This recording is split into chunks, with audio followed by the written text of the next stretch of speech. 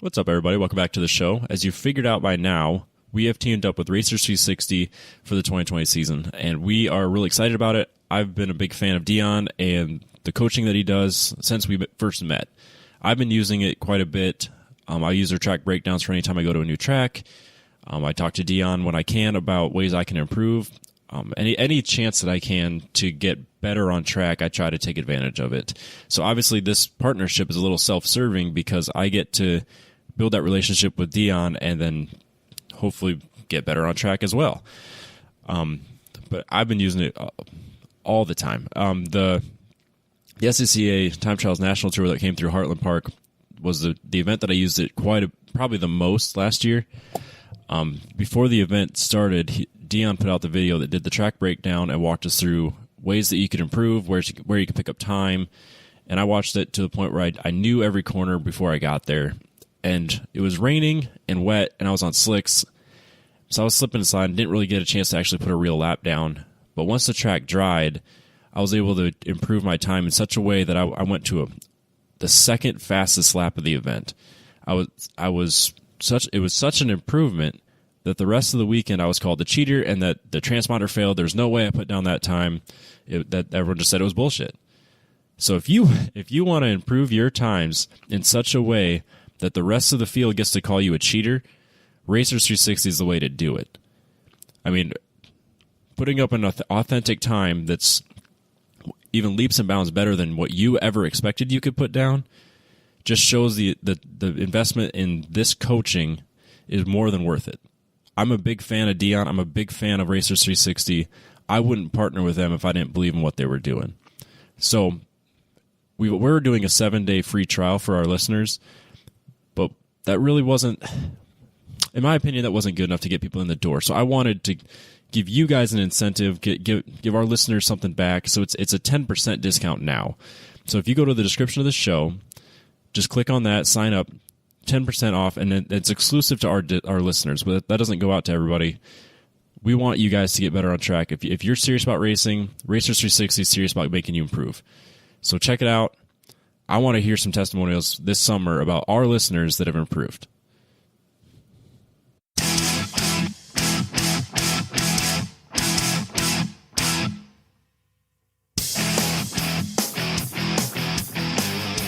Welcome back to Sentence Podcast. I am Robert, and I'm here with my co-host, Adam.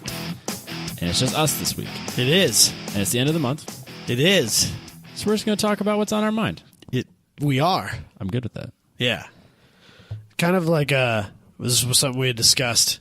Number one, it's sometimes hard for us to come up with things to talk about every week. Yeah. And number two, there's always like random little things that aren't good enough to be a topic. Not like even close to topic or even for me opener necessarily, but things that I like would be kind of nice to talk about on the podcast every once in a while. Yeah. So we're going to try and save those for the end of the month and do that every month.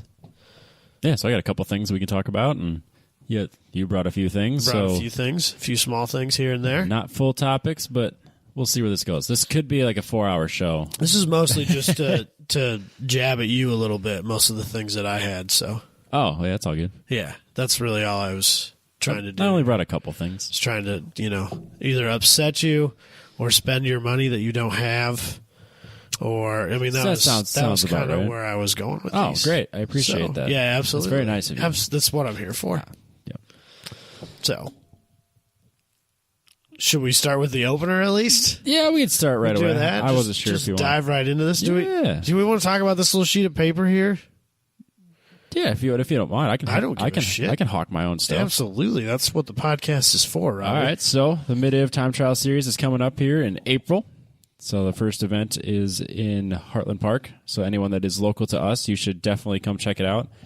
This pamphlet I have here in front of me is the sponsorship list that I put together for our racers meeting we had this weekend. So we have Apex Pro, Track Day Tire, Bridge Moto, AMS Oil, Petrobox, and G-Lock Brakes on as contingency sponsors.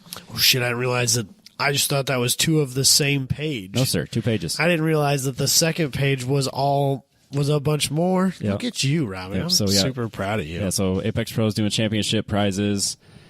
So if you we haven't. It's not finalized on like what's going to go where. It kind of depends on a few things. But Apex Pro is going to have units available, so that'll go to someone that's podiumed in the class, every class. Track Day Tire has an 8% discount and free shipping for all Hoosiers through us, which is awesome. So that's good for anybody. Yeah. You don't necessarily have to race with the mid-div thing. No. If you live in Oregon and you use Hoosiers, if you go to trackdaytire.com and use the sponsorship code MIDIV, TT, MIDIV, TT. You can get 8% off. 8% off and free shipping on A7s, R7s, and H2Os. Which is pretty ridiculous. Which is funny because they had R7s in sizes I didn't realize existed. You can get a 315 and a 17. Oh, really? Yep. Didn't know that was a thing. So it's time to step it up, Robbie? Apparently 275s aren't wide enough. Well, I mean, that's... Miata tires. Yeah, you're just using Miata tires. You need to... if it doesn't start with a 3, you're wasting Dusty's time. And every girl that you're trying to impress this time. They know. If it's not a 3, absolutely. Miata tire. Unless it's a 13, then it looks a lot wide even when it's only a 225. Yeah. That's the thing. If you're not going to have a wide tire, you need to have a smaller rim. Wheel, yeah. That's really the only way it works. Yep. So yeah, trackdaytire.com. I'm really pumped about having them on board. And then Bridge Moto is our official safety sponsor. So anyone that runs with us, or I guess anyone that wants to use the code, 15% off all in-stock items. DMVR SCCA is the sponsorship code there. Boom. And then the rest are all G-Lock Brakes is on board again. If you run with us, you can sign up for their contingency, get money back for product for the next season. I used it last year. And top 3 finishes in each class? Yep. It's basically... Look at that. It's not exclusive to us. Like, so we're just included in like their general contingency. So like club major races, like SCCA club races, all that stuff's involved. So like, but our TT event is included in that race or in that contingency program. Right. Sorry. So then you got to have the stickers, right? Yes. G-Lock Brakes is the only one that requires stickers. I'm going to try to have stickers from everybody that wants to support. So I'm going to be running out everyone's stickers. Petrobox is doing weekend contingency, so we'll have boxes to give away. I'm pretty excited about that. That's super cool. Yep. And then we have AMSOIL, which will be giving away free oil changes. Oil change packages. Yep. How it's all divvied out is not finalized yet. But if anyone wants to support us, obviously the more the code is used, the better our sponsorships could be in the future too. If you like cheap things. If you want to save money and support the Time Trial Series, use those codes. I've been hawking that Bridge Moto code for a while. As have I. Because I've people who aren't even necessarily mid-div guys that I'm friends with that are like, yeah, I got to buy a helmet this year or whatever. And like, Bridge Moto. Just go over here. Or those harnesses or those need seats. Some race gloves or, Dalton bought his seats through them. Yep. No, I met Alan at Grid Life Midwest, the owner of Bridge Moto, and we ended up bullshitting for like at least a half hour. I remember you came back and I disappeared were talking about that. Yeah, I disappeared for a while, talked to him, because I was looking at Hans at the time, so he was kind of walking me through the Hans, just kind of showing me what right way to wear it, how it should feel, the sizing, stuff like that. We talked about that. We talked about the podcast for quite a while, just time trials in general, and then we ended up... I think that was 2 years ago, wasn't it? No, I thought it was this year because I bought the shoes. I could have swore that was 2 years ago because our time was so consumed by live feed this year. That was this year. This year, yeah. I didn't think you had time to go over there. It was this year, I'm pretty sure. Could have been. I don't remember. They all blur together.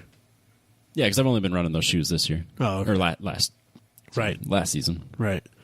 So I'm a big fan of Bridge Moto, so I was really happy that he came on board. Yeah. So yeah, That's all your PRI hard work. Literally none of this came from PRI. Oh, son Not of a bitch. one. I didn't even think about that. Yep. All of my PRI work just ended up in empty promises. That's not entirely true.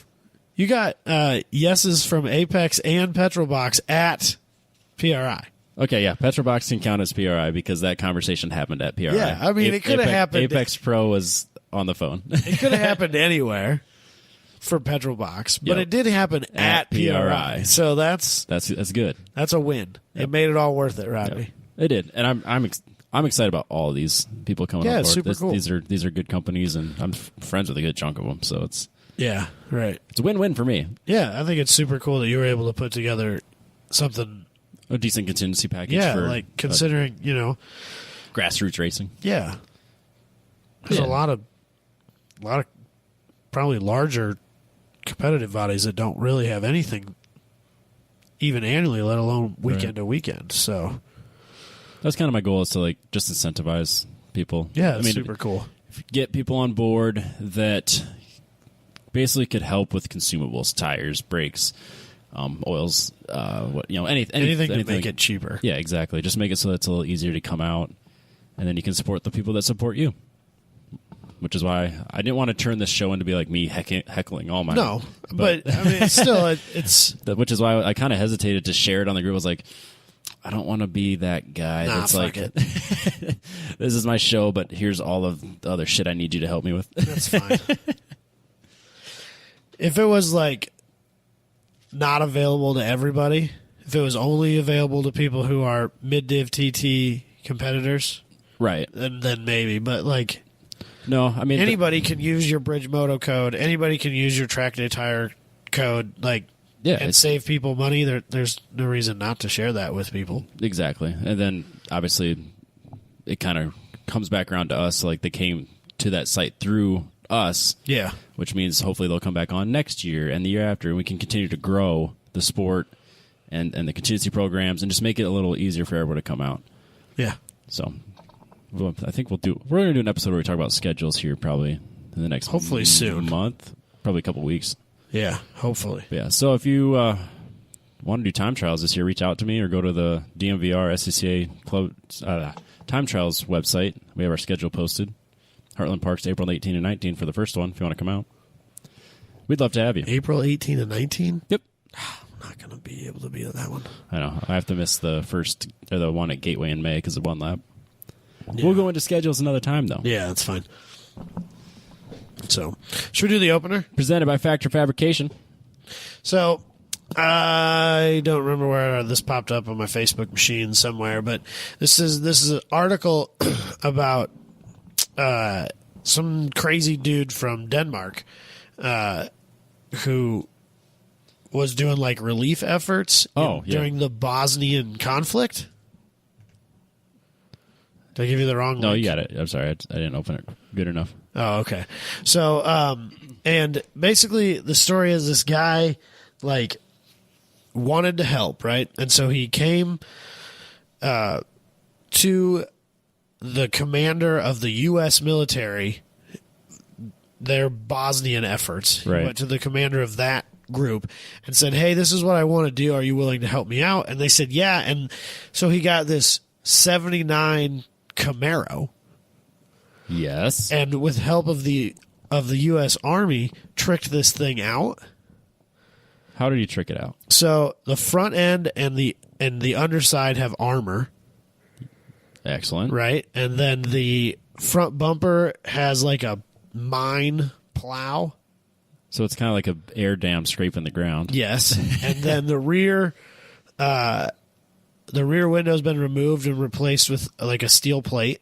Yep, it's kind of like for armor. Yeah, kind of like what car is that? Off the Punisher? Yes. It's like that car. Yeah, kind of.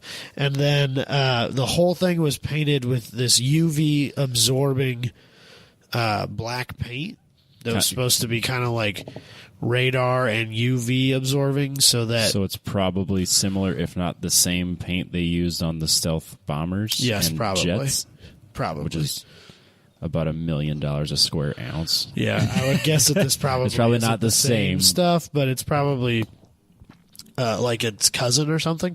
Yeah, and then they bumped the horsepower rating from 185 to 220 horsepowers. What? From that all-American V8. Oh, man. Yeah, somebody stop him. And then, of course, put some nitrous on it. Which bumps it like to 440. Four something, yeah. It's like a 200 shot or something like that. So, and then I guess he had like this custom Kevlar bullet suit of armor. And helmet. Okay. And I guess at some point he actually got shot through the side window and it hit the helmet and he didn't die. That's a good helmet. So that's pretty fucking wild. But like, I guess this guy, like, he would get relief packages, food, water, medicine, basic toiletries, stuff like that. Essentials. Yeah, and he would deliver them to people that were being in the middle of a war-stricken country. In the middle of this. I mean, it was a real terrible deal. Yeah, it's the Bosnian War. Yeah, it was pretty wild out there. I mean, people were trying to tear each other apart. They were succeeding at tearing each other apart. Yeah, it was quite the situation. And I guess there was more than one time where this guy was involved in serious police pursuits. Yeah, getting chased down because he wasn't getting chased down by military, and because he's helping people that they don't want helped because that's against their war things. So,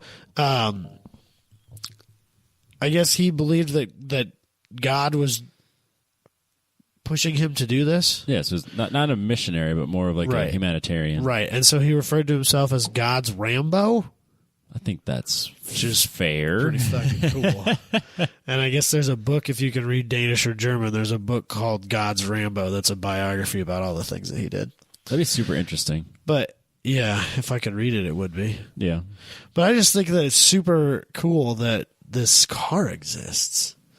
So the guy still has it. Yeah, and he painted it orange. Painted it orange for some reason, which is definitely wouldn't have done that. No, I would have definitely left it the flat black, the UV absorbing flat black. Yeah, I want my radar signature to be small, even if I'm in the middle of the city. Absolutely. You don't know. You're right. And it's way more ominous and foreboding. Yeah. If anything, you just put a small Punisher sticker on it and call it a day. Inviting and open. And that's not what this is about. No, it's not bright and happy. No. It's dark and sinister. Yeah. It's bringing the punishment. Yeah. Apparently, he had some sort of heat gun that he could use to see if there were people inside of buildings and stuff like that. Yeah, what do they call it? The thermal FLIR, if you will. Yeah, what the heck do they call that? FLIR cameras. Okay, yeah. This is what I know them as. Sure, let's go with that. But somehow he was able to do that sort of stuff, which is kind of a pretty advanced technology for. Well, he was a special forces. So Yeah. He got done with his tour and was like, you know what? He's apparently known for getting shit done efficiently. Yeah. By himself with a little bit of air support from the U.S. Army. Right. Which is super rad. So we can take credit for this. The I Americans don't want to take credit for it, but we can certainly say that we enabled him. Yeah. I mean, the Danish military wasn't backing him up. To heck with them. So, is there a Danish military? It's not large. No, there's nothing about Denmark that's large. I've been there. It's not a big place. I believe that. They've got Legoland, which is large and awesome. They have Legoland? So Legos are made in Denmark. Oh, I didn't know right? that. Okay. And so there's this place called Legoland, and they have scale models of the Statue of Liberty made out of Legos, and she's 20 foot tall. And I have pictures of 9-year-old me holding this Lego lightsaber in front of a life-size Darth Vader. And all kinds of Legoland was the raddest. Did they have Legoland Jurassic Park? They had small cities, cityscapes. And the trains subways would be moving, and there's people. They're not moving because they're Lego people. But of course. You could kind of walk through those guys are construction workers, and that guy's whatever he's doing, and. It was the coolest place ever. I bet it's still big and cool, even more so now because of the movies and all that stuff. Yeah. And the Jurassic World Lego movie and game. Oh, yeah. I've never played the Jurassic World games. Me neither. Or the Jurassic. The Lego games are kind of fun. Yeah. I enjoy them. They had a Lego mod for Forza? Yes, there's a downloadable DLC package? I think it's one of the Horizons, maybe. Or maybe it isn't Horizon. Maybe it's just one of the motorsports. But yes, there is a Lego. That'd be kind of fun. Package, downloadable thing that's kind of weird. I'm not sure how I feel about that. Well, you probably can't treat it like a sim. No. It's a game at that point. We'll get into that in a little bit. I'm good with that. But, I don't know. I just think that this was cool. And I love the whole, they call it the Ghost Camaro. It's because they can't see him? I guess. Okay. But I just thought it was cool. It's interesting. It's kind of a feel-good thing, because he was out there, bringing stuff to people in need. And he has a mind-sweeping... There's a mind-sweeping 79 Camaro. Yeah, it's great. Step up your game, Dusty. Yeah, where's your Minesweeper? Yeah. Michael should have kept his, and he could have made. Oh, that'd be sweet. He could have made a replica with more power. Well, it wouldn't be hard. Yeah, 220 horsepower is nothing to write home about. An SR20 does that. My TT did that. Vidborn that stock. Yeah, it did. At the crank. Oh. Well, SR20 will do it to the wheels. Well, I mean, I could have too. With a little bit of. This was a factory motor. Yeah. Apparently, one of those was for sale in Oskaloosa for $500. A TT? Yes. I almost sent you a $200 Sunfire the other day. I decided against it. I kind of appreciate that, but I'm also a little upset. Oh, I still got it if you want to see it. I don't think I want it. It's already sitting on a trailer. He's ready to take it to your house. I don't think I want a $200 Sunfire. Don't you? No, I don't. Don't you? That's too cheap. You could get it running for $200 and then have a $400 Sunfire. It's too cheap. No, it's good. That thing is hot garbage for sure. I don't think it's as bad as you think. It's probably an automatic. I didn't look. Yeah. I looked at the damage and was surprised at how in shape it was. Even for $200, I'm going to be picky. Well, yeah. Even if it's free, but if it's $5,000 worth of work, then it's not worth it. It's not what I want. True. Got to have a manual, Robbie. Those are easy to swap. I'm tired of driving automatics. It's the worst. I understand. I need to spend more time daily back in my life. I drove Bill's manual daily the other day. Yeah? Yeah, I was helping him work on his car. What's his daily? Another Subaru, STI, WRX. He has two of them? He's got the 2012 Subaru STI, or WRX STI wagon, which is the race car. No, it's not a wagon, it's a hatchback. It's a hatchback, not a wagon. Sorry. Yeah. And then he's got a newer Subaru WRX STI. It is an STI as well? Yes. Scott was making fun of me because I didn't know what car I was driving. It doesn't matter? No. It could have been a Pinto. You were saying yes. I was saying yes. I mean, because he was listening to the podcast and because we went and ate the handlebar.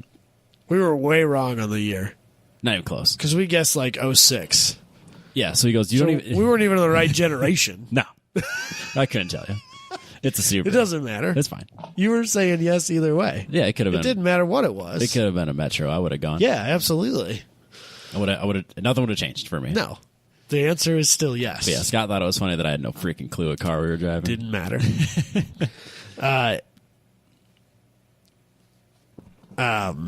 Josh Carter, who has been a long-time listener, owns Flat Out Automotive in the Salt Lake City area. He was quick to point out to me that no Subarus blew up engines at Superlab Battle this year. They didn't. Not a single one. Oh, I hope that's quick to point that out. Hopefully, that's a good omen for the rest of the year. Hondas, on the other hand, didn't fare so well. No, they did not. Lots of Honda issues. All reliable wasn't all reliable. Yeah, well, it's interesting. I mean, I'm not rushing out buying a Subaru. No.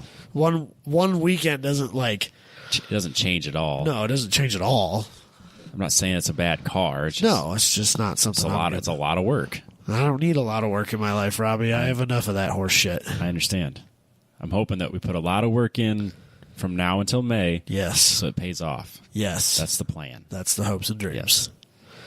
I would like to have a reliable Subaru. That's what we want. No broken engine mounts this year. Nope, we replaced those. That was, I think, the first year that was one of the things they tore an engine mount in the drag race or something along those lines. Frustrating. Yeah. So that was the year we visited them at RPM. At RPM, I do remember that. Well, I mean, I was there. Right, you were there physically. Yeah, I was hurting. Yes, you were. That was one of the last times I ever really drank. Yeah. Yeah. I don't think I ever really drank again after that. You were in pretty rough condition that day. That was the last bachelor party I was at. Not that I want to encourage this, but I would guess that you were probably still a little drunk when you left your house. The hotel? Yeah. Or whatever. I think so. Were you in Omaha? No, Sioux City. Because I got fucking pulled over. Oh, you did? On the way to the racetrack. Were you speeding? Yeah. 69 and a no. What was I doing? Should have been interstate the whole way. So you hadn't been doing. I was going higher than that. Maybe it was 79 and a 70. 70. I don't remember if I got a ticket or not. I got pulled over. Yeah, whatever. It's not important. Yeah, it's funny It's though. hung over as shit though. That was the year that they were the first ones to complete one lap on nothing but E85. So that's pretty cool. We'll do it again. You think so? To complete it on 85. Well, so I think that other people had ran E85 in their cars, but like maybe had to stop for a fuel up that wasn't E85 necessarily. Oh. And if I remember right, they actually had to like take slightly longer transits on one or two of those days to get to E85 stations. Yeah. To make that happen. And I'm pretty sure that Bill's car is a flex fuel car. I don't believe the plan is to be flexible. Oh, okay. So I know they were carrying fuel jugs and all that. The plan is not to carry fuel jugs. Oh, really? Yep. So we got a spreadsheet going, and we're gonna map it out, and we're gonna find all the E85 gas stations along the way. Okay. And the plan is because it can go about 250 miles before you have to stop and get gas. That's not too bad. It's really not that bad. That's what my Blazer does. That's without what the E85. RAV4 did. It's the worst. But it had like a 10-gallon tank. Yeah, I have a 16-gallon tank on the Blazer. I can do about 250 miles, which is really That's not great. obnoxious. It's terrible. That's not great. But yeah, so I mean, at 250 miles, that's a decent amount of driving time per driver. Yeah, So that's it's reasonable. it's a really good chance to stop, get gas, swap drivers, and go. Yeah, So I think that's pretty fair. yeah, We've started to talk about planning, right. so I'm pretty excited about it. Fair enough. And he's happy that I'm excited about it. So that's nice. I'm excited for you. We should all be excited. I'm glad that you're doing it because I don't want to. I can't think of anything else I want to do with my life. Well, I mean, there's a few things. But I thought it would be a good idea to watch the Apex, the Race Across America movie yesterday. It's not a good idea.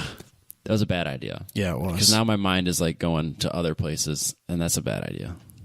But it's a great idea. I'm pretty sure if you told Bill that you wanted to Don't tell me that. to make a cannonball run, Don't. he'd be like, yeah, I mean, we could do that afterwards. Whenever you want to go, let's do this. I know.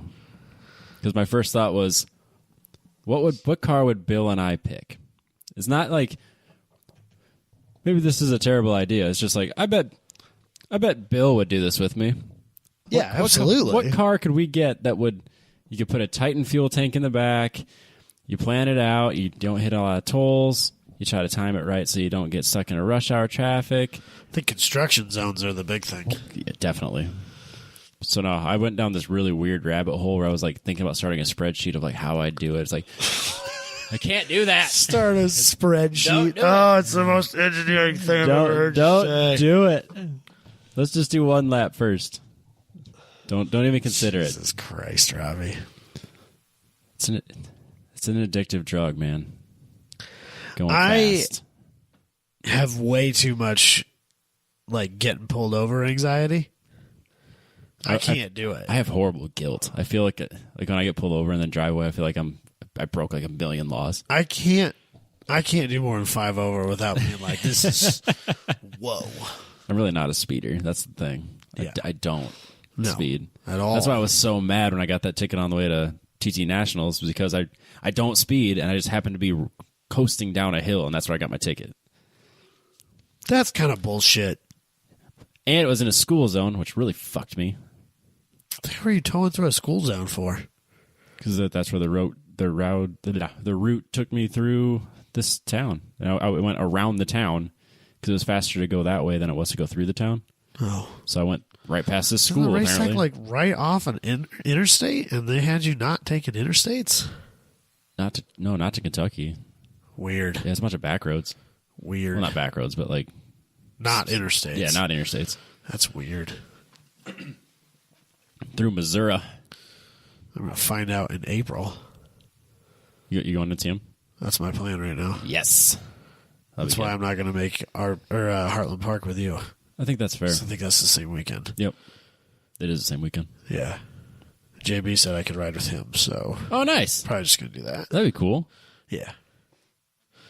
Find some chick to take a bunch of pictures in the back of the trailer. Absolutely. Hell yeah. She started tagging him in those. I know, it's on her great. Instagram profile. So weird. She keeps popping up now because of it. 'Cause I wasn't gonna look. I'm like, I don't care. I'm not gonna look. And then she popped up. I'm like, well, now I have to look. It's kind of funny, right? It's kind of funny. Ashley Catastrophe. I bet you that if I look at her, It's the perfect name. I bet you if I look at her profile now that I have more than one friend who follows her. Can confirm you do. Damn it, guys. Stop being so thirsty. There's so many thirsty listeners. Oh, no. We love you for it, guys. It's funny. Yeah, that's amazing. So, now that we've completely gone off We derailed. of the Bosnian conflict. I don't even have it on anymore. That's fine. Let's one lap took over. just move on. That's my life in a nutshell right now. One lap took over. Weird. So we were like, what do you want to talk Weird. about? One lap. What are you doing this summer? One lap. What do you got going on this spring? I'm prepping for one lap. I'm sitting at my house, not spending any money because I'm doing one lap. What are you doing in March? My parents asked me. I was like, prepping for one lap. Not seeing you. You want to see me? You got to come to me. They're trying to find a weekend to come here, and Yeah. it's just not happening. Yeah. Sorry, I'm prepping for one lap. Right. I don't have any money because of one lap. Right. So, It's worth it. Yeah. It's already worth it. yeah. Should we move on? Yeah. What else we got? How you want to do this, Robbie? We going to bounce back and forth? You do a thing, I do a thing? I only or have a what are we couple. doing I have here? a couple things. Okay. So you had a few things. So Yep. none of them are ultra important. So it's whatever. None of mine are either. So let's just talk. Just hit me with a thing and we'll talk about it. All right. I have this. Oh, I don't want that. No, Robbie. All right. We'll start here then. Dead air's bad A air. 1966 Ford Mustang. Yes. I don't know what this is. So this is called the Z-Tang, That sounds inappropriate. and the interior of it is a 240Z. Wait. So somebody took this 66 Mustang, gutted it, and then somehow figured out a way to stick the interior of a Datsun 240Z inside of it. Wait. Like the dash and all. And I just cannot wrap my head around why. I don't get it. Did they just have I assume two that somebody's cars like, sitting in a- I've got, or maybe it's a 280 even. Yeah, it looks newer than a 2. That's like a digital dash and stuff. So it's probably like a 280. It's not or digital. Maybe even a 300. It looks painfully But 80s. this is an old thing I've had sitting around for a while. But it's I assume that somebody had like a Mustang without an interior and a Datsun interior without a shell, and was just like, I can make this work. I'll just make it work. But like, I don't understand why. Of all the good-looking dashes and That's interiors, not one of them, man. Not even close. No. 'Cause I've seen people put really weird stuff in 240s. That's kind of like a hot rodder thing too. To like I've seen take 350Zs. cool dashes from back in the Yeah. day and put them in different cars. And Yeah, right now I'm picturing a 350Z or like even the S15 dash. They'll stick Yeah. it in the older 240s. right. I'm trying to think. There's some other really weird ones out there, but I don't understand the effort it would take to get this to work. It's not worth it. to And me. like it even kind of fits okay. Well, at least it looks like it fits okay. Right. I don't know if they had to do any work to it, but it sure looks. There's no way that Correct. dash just is like the right contour and with the windshield and all that stuff. Like things had to be changed significantly. Right. They had to have been. But why? It does look to be about the right width, though, and that's like half the battle. Yeah, I suppose. I mean, if you're the right width, the rest of it should be pretty easy. It's just such a weird combination of things. Yeah, you'd almost have to just have it because you're not going to pick it. I think that's exactly what it is. Have you ever considered doing that? Interior swaps? Yeah. I mean, no more than like modifying, like putting Cadillac accents in my Cavalier. But not changing the dash to a Cadillac dash? Well, what Cadillac dash would I have swapped it out with? I don't know, like the best one? or the worst one. There's no way that would have fit in a Cavalier. You can always make them smaller. It's making them bigger that's the problem. Not like and make it look good. Fiberglass, Bondo, you can do whatever you want. I Yeah. don't want to do that. I understand. Not everybody went through a fiberglass and Bondo phase. Like me. And everyone who didn't isn't regretting it now. I'm just saying. I don't regret it. You kind of did. Well, I regretted how I did it. That's fair. That's fair. And even then, I don't really regret it. No, it was cool while it lasted. It's fine. But it's like, fuck, now I gotta like Live with it. cut my bumper off. It's fine now. It's Yeah. Sawzall party. Josh did a great job. You didn't invite us. I trusted Josh. We could have I trusted Josh. We wanted to be there for your support, Robbie, and you took that away from us. Yeah. Yeah.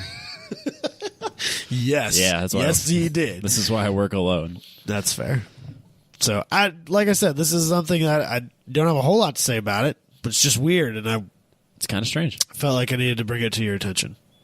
I did consider S15 swapping the 240 when I was in that racer phase. Yeah, doing like the right-hand drive conversion. No.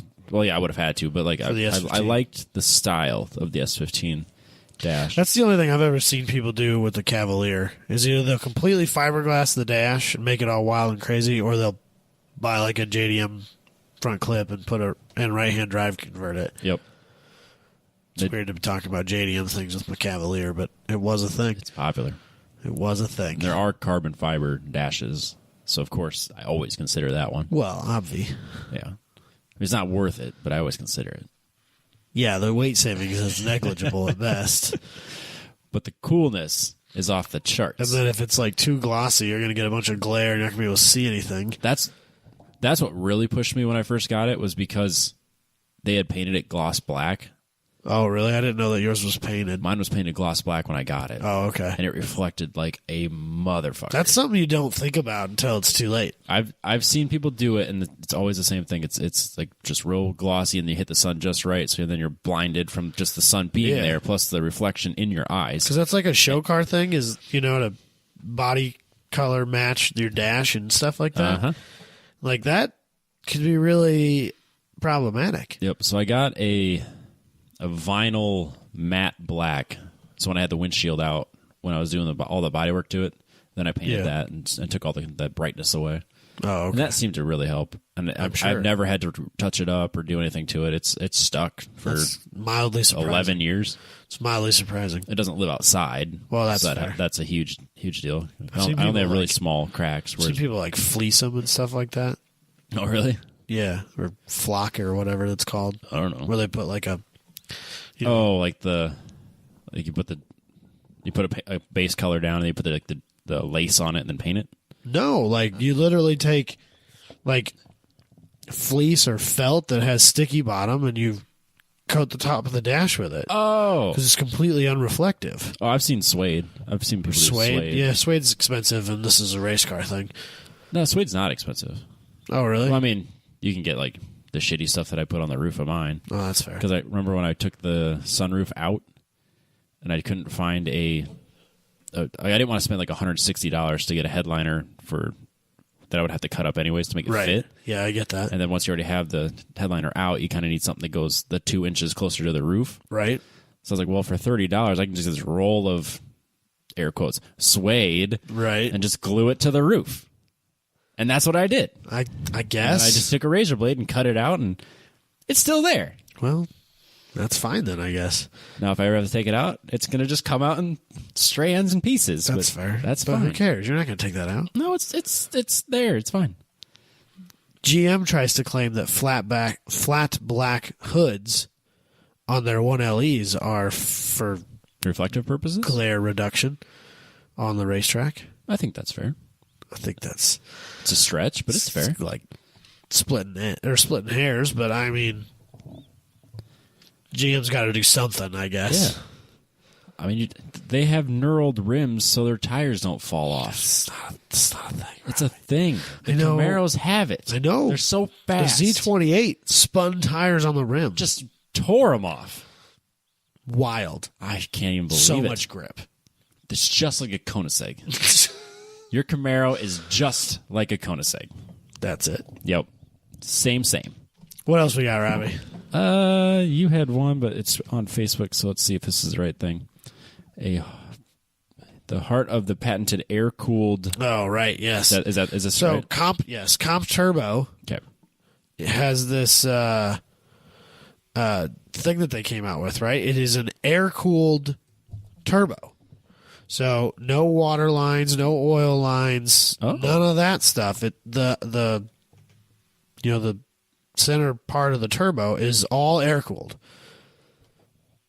Really? And it sounds like a really cool thing, but I'm kind of worried about it at the same time. Yeah, I wouldn't... But no oil lines, no water lines, no scavenge pumps, none of that bullshit.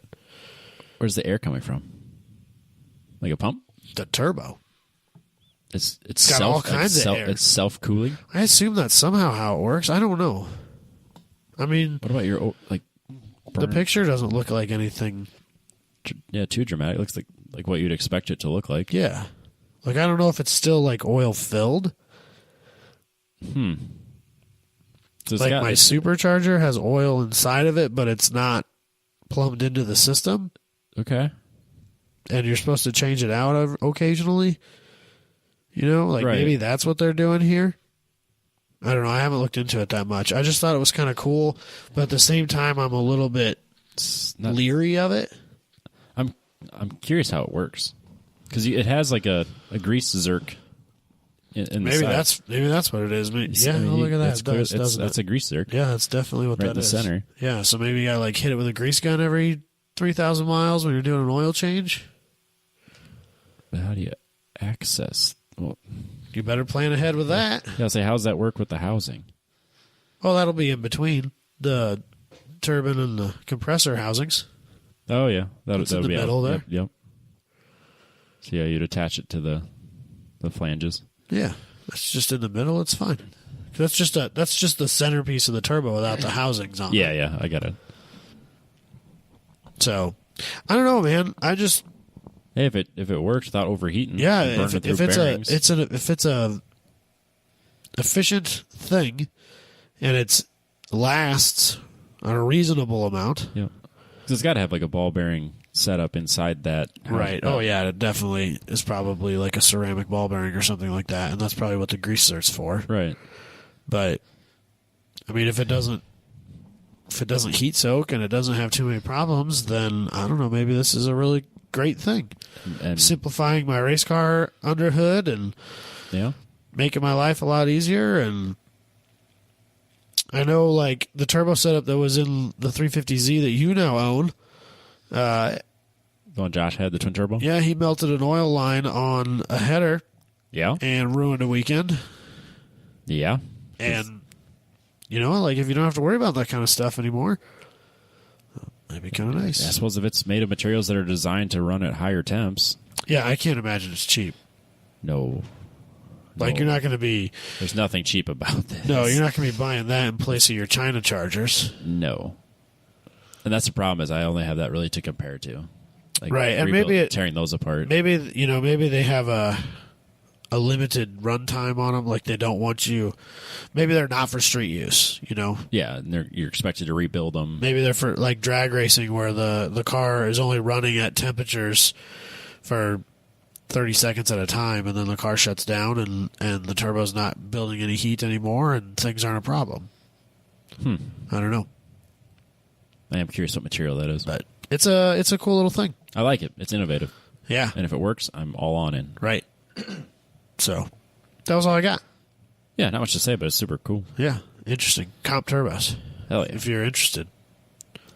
They're not paying Comp us. Turbo Technology on Facebook. They're apparently. not paying us. I'm just saying. But you can check them out. Interesting things. We can jump into one of mine. Okay. If it'll open. So have you ever really ridden in my Avalanche in the summer? I don't think you had. Really? Well, I went to Heartland Park with you. Yes, you did. Okay. Yes. Did I open my window on the interstate Do you remember? I don't remember. Okay. The only time I do remember is opening it for the stupid tolls that I had to pay to change. Which we weren't moving, and I assume this is something that needs to be moving. So apparently it's a common-ish thing on Chevys, mostly trucks, but I think it's Chevys in general. But like if you're noticing that your cruise control is not working, or it kind of works whenever the hell it feels like it, okay, or like you'll be driving down the interstate and all of a sudden it just stops working, it just shuts off, and you can't figure out why. And then I did notice last summer that anytime I had my cruise control on and I'd open the window, the drain or whatever you want to call it on the draw on the electrical system was enough to disengage my cruise control. Jesus Christ! Just by opening the windows. That seems pretty ridiculous. It's weird, right? Because I mean, you'll see it at night, like when you pull your windows up, your headlights will dim. That's pretty sad. Everyone has that. We're not talking like dim. I'm just saying like a flick, like a little bit. Okay. You'll do it when you leave. You'll notice it does a little bit. Okay. Which is normal. So I thought, okay, there's something goofy with my electrical system. If I hit my window, there's enough of a draw that it shuts off my cruise control, which is very weird. So it seemed to get worse when it was cold. Obviously, I'm not opening my window, but my cruise control would pick and choose when it would work. So I thought maybe it was something with my steering column. I'd mess with it, bring it up and down, just kind of keep going, and then just keep hitting the button until it worked. Because it would eventually work. I remember you having to deal with that when we went to PRI. Yes. And at the time, this is when I started to realize what it was. On the way to PRI, I noticed that my brake controller for my trailer has a little light on it that lets you know when your foot's on the brake. Yeah. So when the trailer's not connected, it's just a little light. Yep. Not enough. It's not enough to light the tail lights, but there's enough of a signal that it's lighting my brake controller. So if I would kick my brake or bring it towards me or kick it to the side, it would be enough that it would disengage whatever connection that was, and then my cruise control would work. So then I started to narrow shit down. Okay. So I noticed that it had to either be like, I didn't dive too deep into it. It had to be like a couple things. It was like brake light switch or like a brake position sensor if I had one. So then I'm looking at it like, well, brake light switch doesn't make any sense because if it's brake lights, it's a switch. It's either on or off. Hit my brakes, lights go on. That's it. Apparently it's not quite that simple, but that's what it was. No, it's not that simple. But it's a $17 brake light switch was all it took to fix that. So there must have been some failed part inside that switch that over time it just kind of connects. So then the trailer signal sends enough of a signal that the brake thinks that it's on, disengages the cruise control, but doesn't engage the lights. So my truck thought it was. Why would it? My truck thought. Why would it require more signal, more brake pressure to engage the lights than it? Like you would think that that's like on the same. It's the same contact. Yes, it is. So it was it was like enough of a contact that the brake controller thought I was hitting the brakes. Not enough. Like if I had a trailer, it wouldn't have been enough to engage it to go to the number. It would have just been enough to make it think that I was touching the brakes. Okay. But it wasn't enough to hit the lights. And somehow that's tied into your windows. It's like when you opened your windows, it was enough of a draw that your brake light switch that contact would be enough to disengage your cruise control. What the fuck? $17 later, and just swapping that out, all my problems are gone. So it was the weirdest thing. I had my brake light switch fail on my TT. Okay. And I had no brake lights. Oh, the opposite end. Yeah, it didn't work at all. It didn't know that my brakes were on to light up the lights or disengage the cruise for that matter. Okay. And when I went to Volkswagen to buy it, because at that time you couldn't just buy any of those parts from Rock Auto or something like that. I think that you can now, but at the time you couldn't. When I went to the Volkswagen Audi dealer and I said, hey, I need a brake light switch for a 2001 Audi TT, he goes, the parts guy's like, so the brake light switch on your car and the brake light switch on a Golf GTI are the same part number. Part. No, they're different part numbers, but they're the same part. One is green and the other is black. And the black one's $300. The green one is $20. Right. Or vice versa, whatever. And they recalled them on the Golf, but never on the TT. So if you tell the parts store you have a Golf. So he goes, so you need a brake light switch for a 2001 Golf GTI. I said, yes. And that's what he gave me. That's exactly what I need. Yes. And I remember that. Oh, yeah. And I think, I could be making this up, but I think that the reason it stopped working is because in order to get to the clutch master cylinder, Okay. you had to pull the neutral safety switch and the brake switch off of the pedal assembly because they were just like snapped into the Right. They just like went in a slot and then turned like 45 degrees and snapped into place above the pedals. Yep. And when you push the pedal down, the pedal would push a plunger in and out on those two switches, and you had to remove them to get the master cylinder out. And I think once they were removed, they didn't work anymore. Oh, They had to be replaced. of course they did. And I didn't know that. Great. I could be wrong on that because it's been a long time, but I think that's what the case was. Which is really frustrating. It sounds about right. Right? So dumb. No. It's just funny that it was just something so insignificant would have all these really weird effects. But like the one thing you think you would notice it failed for, like your brake lights. Right. No, that was fine. Perfectly fine. I don't know. I just drove with it for a long time. I was like, well, I'm never on the interstate messing with my windows, so I can just live with it. And then it got to the point where my cruise control just didn't really work. I'm like, well, I better start figuring this out. Yeah. Luckily, it was a cheap fix. I haven't had that in a while. Yeah. You didn't have to tear the top half of the motor apart? No, that was nice. Replace the lifter? Nope, I just I was going to go to the parts store, but that was like $10 more. So I ordered it. And then, because like, again, it's not. We're saving for one lap saving here. for one lap here. That $10 is going to go places. That's a meal at McDonald's. On the fly. That's a good meal at McDonald's. Yeah, absolutely. That's like 8 orders of chicken nuggets. Yeah, that's sustenance you need to be able to be focused on one lap. Yep. It was funny because I ordered it and I was like, I'm not in a hurry.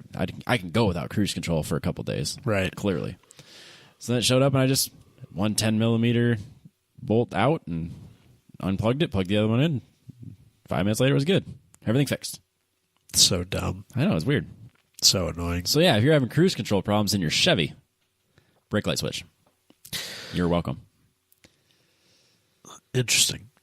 That's what's going to happen to me next week on the Blazer. Your brake light switch. That would be a blessing. A $17 repair on that, I'd be pumped. Yep. So yeah, I was kind of worried it was some like really weird electrical gremlin, which is why I never really chased it down. Yes. I thought like wires were crossed in my steering column or something. And I was like, I don't want to deal with this. My dad fought electrical gremlins with the last pickup that he had, and it turned out to be like bad grounds. And like it went to the dealership and got chased down, and they could never find it. And it was intermittent issues, so it was really hard to troubleshoot. And it was just bullshit stuff. Yep. That's exactly what I had on my trailer. I wasn't even going to talk about it. I just got reminded. Yeah. So my winch stopped working at the end of the last season. Oh no. And I was like, well, shit, I don't want to replace my winch, but it's really nice to have. I need that winch now that I have Absolutely. it. I can't go without a winch now. No, for sure. So it's probably been about 3-4 weeks already. It was like that first weekend we had that was above freezing. So I'm sitting under my trailer. It has enough juice to get it up. So I'm like probing and prodding, trying to figure out, okay, I have power here. Okay, the switch works, so I have power at the winch, but for some reason it's not enough to spin the winch. Same thing. It was grounds and bad wires. So I just disconnected everything, just threw all the wires and connections away, replaced all the wires and connections like at the battery. Done. Fixed. I think if you buy a used trailer, you just need to plan on rewiring it from top to bottom. Just assume all the wiring is complete dog shit. Yeah, and just start over. Yep, because it's in the elements. So I mean, obviously, like right. when I brought the Z back from getting it from Josh, it was snowing really bad. The roads were covered in salt. So I mean, that weekend was horrible for it. I think that was probably what really did it in. Yeah, and then I was able to go all season with it for some reason. Like it was because I always kind of felt like the battery was dying. Like it wasn't charged. Well, that was another issue because I didn't have it hooked up. Like in the truck, I didn't have it hooked up correctly that it was charging. Yeah. I had everything connected, but I didn't have it connected in the right way to charge the trailer battery. Yep. So I fixed that at the track. Actually, Adam Pacetto fixed it at the track for me because he and Dalton were looking at like this wire should be here. Oh, I can fix that. Yeah, that. Now I have a trailer battery that charges. Thank you. As they should. Well, it's frustrating. I was like, it doesn't charge. Well, it's weird that like a lot of vehicles are not. Vehicles that are designed to tow are not wired that way. That's what's weird. Chevy comes pre-wired. They're just not connected. Right. The brake controller's not connected. Yeah. It's all the wires are there. You just have to splice into them. Yeah. And then same thing with those wires that charge. See, I had the power wire to the brake controller, and then the power wire that goes to the trailer are two separate wires. Yeah. Both on the same loom. So I didn't realize I had to take both of them and attach them. Yeah. So I missed one step. Right. Well, yeah, problem solved. Is what it is. Yeah, so my trailer's good. Truck's good. Now I can save money for one lap. Be good to me, truck. Yeah, absolutely. Oh, I had a really weird thing. This is like nothing relevant to anything. Michael, our rest in peace. Yeah. Awesome. Our one wonderful co-host that we used to have. R.I.P. in peace. R.I.P. in peace. Right. Michael. It's just cool that his dad and I have become like friends now. Oh. So like he called me and was like, "Hey, when your truck was acting up last year, what was it like?" And I explained to him. He's like, "I think that's happened to my truck." Oh no. And then we talked it out, and I was like, "Yeah, it sounds like my truck. I think it's your lifters."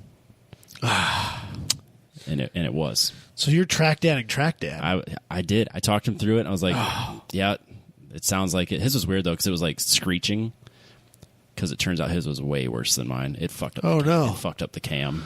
Oh no! So like he sent me pictures of the cam. I was like, "Oh!" So he caught it too late. It was funny because it was like mine. It was totally fine till all of a sudden it wasn't fine. Right. So yeah, he just drove it home one day and it started making the noises. Called me and I was like, "Yeah, that sounds a lot like what mine did, like to the letter." Oh no! But his was way worse. Like his cam was like completely ground down. His lifters were real bad. So it was a deal. Well, it just means you need to put a bigger cam in it. I was legitimately flattered that he called me and asked about it, though. I even texted Michael. I was like, "Dude, your dad talked to me." I assume he probably texted Michael and asked you for his number, or asked him for your number. He already had my number. Oh, so really? We talked a little bit previously about other random shit. But I gotcha. It was just kind of funny. Like, why is he calling me? Yeah, like, did Michael for die? my advice? Did Michael die, or like, what's he calling me for? Yeah, because he called Michael first, or I assume he has a more knowledgeable LS guy than me. But apparently, I've been inside them. That's first world experience, Robbie. Why do you get more knowledgeable than that? Yeah, I've been there a couple times already. You've done that. So, anyways, that's funny. That's all I got on the Avalanche on the LSs for now. Gotta get rid of that displacement on demand next, Robbie. I know. I really considered it because it's not as simple as just swapping them out and putting different lifters in. No, there's some more work involved to it, but apparently it's the right move. It's the smart move because if it's what's the word I'm looking for? Those are the lifters that are going to fail, or the ones that seems like shut on and off. They're not. It's not a reliable long-term system. No. So one side's completely brand new. So hopefully that lasts. So scary stuff. Shitty stuff.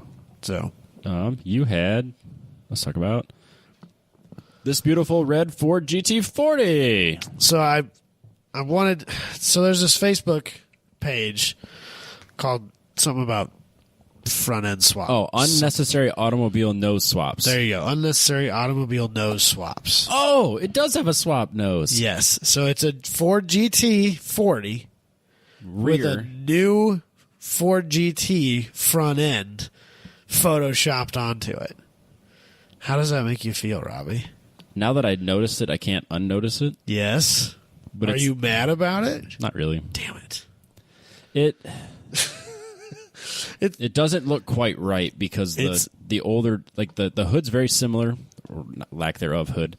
The vents are very similar to what they had on the old 60s. It's more sloping, I think.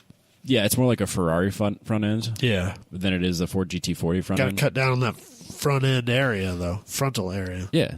Yeah, it got to be more like a wedge. Right. And then, then it's got like the But the LED headlights are really... LEDs. Everything should be LED, Adam. Well, yeah, okay, that's fine, but those are definitely not 4GT headlights.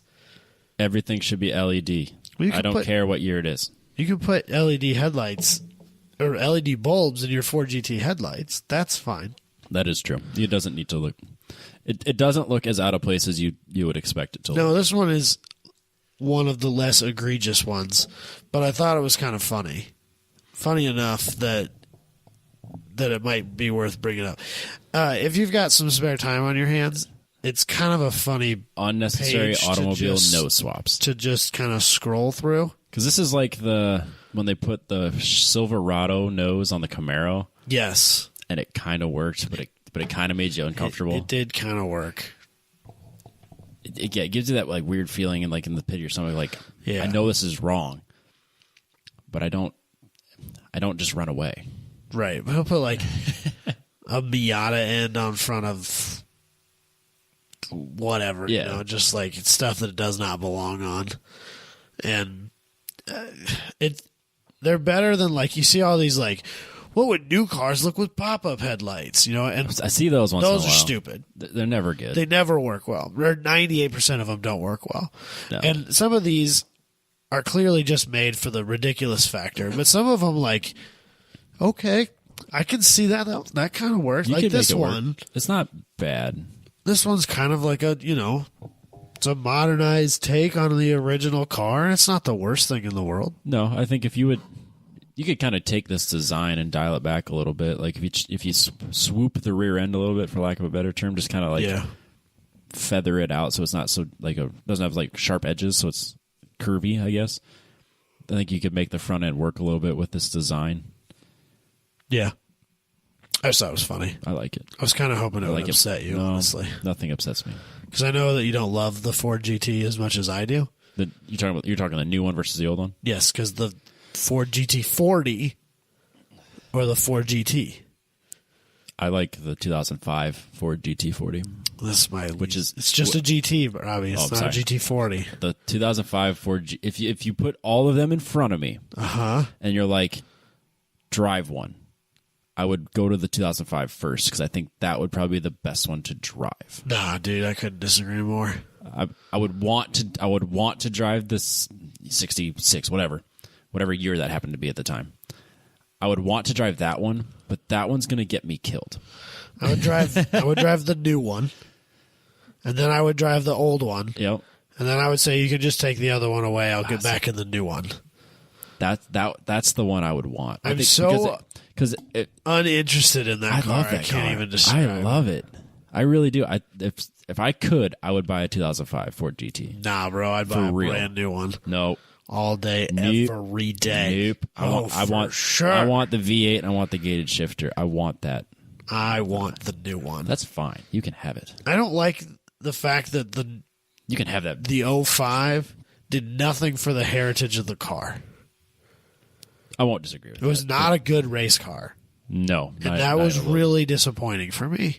And I can't get past that. The problem is, it made a really. I don't know if it was definitely wasn't intended, but it made a really good like standing mile car and like top speed cars. Right. 'Cause everyone puts like 1 million horsepower into them. Roll racing in Texas type shit. I don't like that.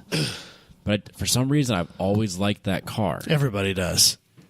I don't think so. I think you're going to be the majority on this one. Absolutely not. In I'm the going group, to get no torn way. apart on the group I this think week. because 250%. the fact that I said I'd People drive are that going one to first. be Nope. pitchforks and torches in my front yard because I have talked poorly on the 05. No, dude. Oh, yeah. The fact that neither one of us picked the old one first, we're definitely getting crucified this week on the group. No. The 05 is on a pedestal. No way. Yes, it the is. 66 is on a pedestal. Nah, bro. Yes, it is. No. The first, it's Not with people in our age category, anyway. I will be quite surprised if I'm in the majority. The majority. The majority. I'm the Somewhere in the minority. middle. Yeah, It's like when I'm you're neutral. Yeah, it's when you're neutral. It's 50-50. Yeah, I would be surprised. I think because it's got the V6 and because of all the other bullshit that came along with it, I think that goes against the new one. But I would be surprised if the 05 gets as much love as I would give it. I would be willing to bet you that a vast majority of people, if you asked to power rank the 3 generations of GT, as it were, GT, GT40, whatever, it will be 2, 1, 3. I'd go with 1 being oldest. Yeah. Okay. I'd go 1, 2, 3. It'd be my expected list. Nah. Yep. No. Yep. No. It's 1, 2, 3. You're wrong. I personally would go 2, 1, 1, 3. 3, 1, 2. 3, 1, 2 for sure. No, I mean 2, 1, 3 would be mine. No. Thinking realistically, if I would buy one, I would want to buy the 05 because I could drive it. Why can't you drive any of the other ones? Because you're not going to drive the old one. Well, no, it's too valuable. No, I would. If I could afford an old one, I could also afford a Superformance, and that's probably what I would do. That would make more sense, like value wise. Right. Yeah. Even if I was that rich, I still don't know if I could do it. Well, I mean, I would own both. Just own them all. If I could afford to own an original, I could also afford to own a Superformance at the same time. And I would leave the original at home in a bubble. Yep. And I would drive the Superformance. Yes, I think that's totally fair. The Superformance is a wonderful, wonderful car. Yeah, there's companies that make like perfect nut and bolt replicas of old Bugattis. Yep. And people who own the originals also own the replicas because they can drive those with no guilt. If you got that kind of money, that's the way to Right. do If it. you can own a $15 million Bugatti, you can buy a $200,000 replica. Yes. You don't care. Right. So that's probably somewhat similar with the Ford GT. I think that's fair. 40. I think GT that's fair. 40. The 40. Somebody will get upset if you just call the old one the GT. So confusing. It's a GT40. The other two are just GTs. Yes. Because So- they're not 40 inches tall. They're taller. I assume that's probably true. I have no idea. The 40 came from how short it was. I know it is. 40 inches off the ground. But I assume that I know that the 05 is taller. Yes. I don't have any idea how big the new one is. I've never seen one in real life. Me neither. Never seen one. I've seen plenty of 05s. Yeah, the 05s are, I mean, that's still only like a 45, It's very 46. short I mean, still. it's not. Yeah, it's not a tall car. I assume when you're in that, you're kind of leaned back, kind of open seaters or open wheel. Yeah, tilted a little bit. Yeah, style. With your feet up. Yeah, a little bit. Yeah, probably. Sure, not as dramatic as the Ford GT40, but No. That or your legs are straight out sitting on the freaking ground. yeah. So I'm a little sad that didn't upset you. Yeah. I thought Maybe it's that because my the day way I've been that you- upset all the way day. that you, I thought, lusted after the GT40 so. Oh, I do. And the fact that I know that the new one is not your favorite thing in the world, I thought that would really upset you, and I'm kind of sad that it didn't. The problem So- is, yeah, it looks almost like a Ferrari front end here. Yeah, it But does kind of. But it fits though because the hood or the Yeah. trunk. If that would have been like an It's the Enzo same. front end, would that have been more upsetting? Oh yeah, or like a Supra front end. Or like an F50? Yeah, that'd be closer to this, which Yeah. might be okay. But still Ferrari, so it's still a little. I went down this weird F50 rabbit hole today on my lunch break. Just like I don't know why. No. I just looked it up because it's great. And I love that car. I mean, it's all right. But what I found really interesting, and no one else is going to find it interesting because it has nothing to do with anybody but me. Last year when I was in Colorado and I tried to chase down that F50 that I saw on the hills, Okay. it was black. Okay. Guess how many they made in black? Like 3? 4. Oh, Jesus. 1 of 4. I saw it. It was so cool. So I'm going to be honest with you, Robbie. I don't hate it as much as I Pretend to hate it. because- lead on. I understand. The F40 is still heads and tails better. That doesn't mean I have to like it more. But I think that the F50 sounds better. Of course it does. It's a V12 based on a Formula 1 engine. It's Yes. great. So it's a racing engine. That's pretty. So is the Yeah. so's the F40. It's different. It's got this tiny little V8 Ooh, with twin turbos. No, on 12. We want 12. it. Nah. If it's going to have 8 with turbos, that is an acceptable replacement for 12. Yeah, I think that's fair. So Yeah. I don't know why. I don't know why I went down that weird rabbit hole today. that's a strange thing for you to chase after Just on a whim. maybe I look up more than you realize. You don't know what I look up at work. You did get LinkedIn keeps wanting me to know that you had a job title change because it's still fucking telling me that a month later. And that was like 7 months too late because I updated. So I don't know. Maybe you got like a big raise along with it. You're looking at F50s. I absolutely these days. I have didn't. no idea. I don't know what you do with your money. I save it for one lap. Oh, Robbie, you're gonna run one lap in an F50 someday. That's the dream. All of That my would be the worst. all of my automotive stuff could be done. Remember when Abe said you want to do it in a car that's kind of bad? This is the perfect. That car. would be an acceptable. At that point, I would probably agree with you on doing one that's kind of bad. This is the best and worst choice you could ever make. I mean, I don't know. There's a couple other cars that I think could be right up there with it. The Carrera GT we saw that the year that we went and watched. Great car. That's right up in there. I saw it get lapped by a Miata, which made me really sad. But hey, yeah. Or the Ultimate GTR that was next to the Ultima GTR. Or the Ariel Atom. Insanity that is the Ariel Atom. That's a special kind of crazy. Even if that car never breaks down, it's still the worst trip of your life. Yeah, doing that in a helmet in the rain with no covers. Yeah, that picture, that kind of like semi-famous picture of them running it down the highway in the rain. Apparently, that's during a legit tornado. Yeah. Watch. Like, no, thank you. No. Can you imagine being hailed on? You would have to stop. It's like driving a motorcycle, except you're not riding a motorcycle. Right. But it's just like, it's all of the disadvantages of being on a motorcycle. Mm-hmm. You have to wear your helmet, otherwise you're going to get smashed with bugs. Right. Anyways, or rocks, or everything, or hail, and yeah. So that'd be super uncomfortable for sure. What else we got? I got one more. I think you have one more. I think so. Yes. Where am I? We could talk about. Maybe. You said you wanted to talk about Sims? I did. Is that what it is? Yep, that's what I want to talk about. Okay. What do you want to talk about? So people have had questions, apparently? It's been brought up a few times. So Adam Pacetto brought it up at Mid-Div Convention. He goes, hey, just curious what I was running. He goes, you should talk about it on the show. I was okay. And then I had a YouTube comment probably a couple weeks ago, and I told him, stick around. Episode 206. Planning ahead that we were going to do this. Oh, okay.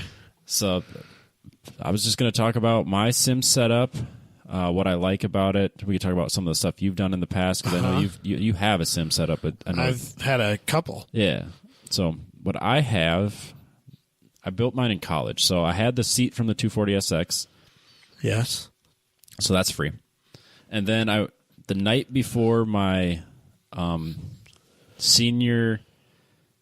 Oh, God, what was this? The career fair, my senior year, looking for a job. Instead of, getting my resume ready, getting all my interview questions ready, I went to Lowe's. And I bought, $18 worth of 2x4s and some screws. Yes. And this is when I was living in the townhouse in Ames. So I didn't have any of my tools. Right. I just had a small workbench with a toolbox of his tools. You did, I was just right down the road, Robbie. And I have all of the said tools. Yeah, I know. I didn't even think about that. It was on a Tuesday night. And I was probably sitting in my apartment bored. We probably were skating before this. Yeah, probably. So instead of prepping for my senior career fair, I went to Lowe's or Home Depot, and I bought some 2x4s, and I used a hand tool to cut it because he had one of the Robbie. This retired professor had a workbench in his basement because Yeah. I was renting a townhouse from a professor that lived there 2 weeks out of the year. So I was renting a room, and then in his workbench he had one of those benchtop, what would that be called now? But one of those chop saws that you have angles on it. A miter saw. Yeah, but it doesn't have a power tool on it. It's just a hacksaw. Oh, it's a miter box. It's a miter box. So you had a miter box. So I used that to cut the angles, which is how I have the angles for the TV stand. Oh my God, and Robbie! I had to have had a drill because I have screws, not nails.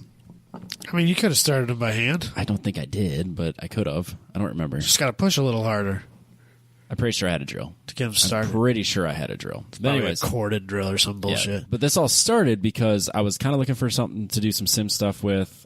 I was just, kind of getting into, we're really starting to get into autocross, and then Yeah, that was about the time that I was in my storage shop unit thing with a couple other buddies, and I had built mine not that much earlier. yeah, I think that was right on the same time. Yeah. So Yeah. I found a Logitech G27 on, this would have been Craigslist or Facebook Marketplace. Probably just Craigslist at the time, for like $100, $120. Yeah. So I drove down to Des Moines, picked it up, brought it back, and I was like, we're doing this right now. I'm making this happen. So then I put it all together. I didn't have the seat yet. I'm pretty sure. I think I did that later. So then I don't know what I used for a seat to start. Just sitting on a chair and I had pull to. that up to you. I had to have been just sitting on a stool or something. So then we got that all set up. So it's Logitech G27. I was using a PlayStation 3 with Gran Turismo 5 for the longest time. We've talked about it before where I got Gran Turismo 6 because they were advertising GPS thing. Yeah, you could put the GPS in and build your own track. Still mad about it. And that's why I bought it, and I was ready for it. I was going to bring my GPS to like Marshalltown, and just like anything I was going to do, I was going to get a track for it. And Yep. I was all excited about that, and obviously it never came to fruition, and you let me down. Not you, but No. Sony. Polyphony Digital. That's the one. So I ran Gran Turismo 5 and 6 for the longest time. Gran Turismo 5 always had like the endurance races, and all. I thought was a better game. Gran Turismo 4 had them too. Yep. It was great. 6 didn't. 6 was a huge letdown. 6 was a huge letdown. It could have been great. Oh, it should have been great. But they took what was great and then turned it into a big steaming pile of shit. It's true. So you get what you deserve. So you can see in the picture if you're on YouTube, but I have the frame built out of 2x4s and one 1x6. So I have the shifter to my right, the steering wheel, and then the pedals, and then the 240SX seat, and then I have those really cheap end tables that they sell at Walmart for like $20, like that styrofoam board shit. Yep. That college kids all get. Particle board. Particle board. So then I have a TV that's sitting on there. I used to have a TV that I bought almost specifically for that I got at not a flea market, pawn shop for like nothing. Right. So that's out now in my shop. But then when I moved into this house, they had a really nice 32-inch Sony flat screen that was in the bedroom. They just left it attached to the wall. Oh, okay. So I put Jess's bigger TV on that, and I brought this down here. Nice. So I'm all in on this for like $160. Right. And then So used wheel setups like, are one of the most plentiful things on They're all over. Facebooks. I still see them almost every day. Something pops up. Yeah. I mean, I could turn around and sell this for what I bought it for. Yeah, absolutely. I mean, they kind of hold their value. I mean, they have a little bit of a drop, and then they stay there forever. Yeah. Like a Logitech G27 is at least $125. Right. All day long. Yeah. I don't remember somebody sent me a G29 for $200 because they're thinking about buying it. Yeah, that's what they cost. That's what they cost. Yep. Then you can go up to a Fanatec, which are like $600-700. I won't talk about it, Robbie. Okay. I'm gonna, but I don't want We'll to. talk about it. But then I haven't used the PlayStation in a very long time. I actually don't even have it hooked up to that TV anymore. So I've been using exclusively my laptop.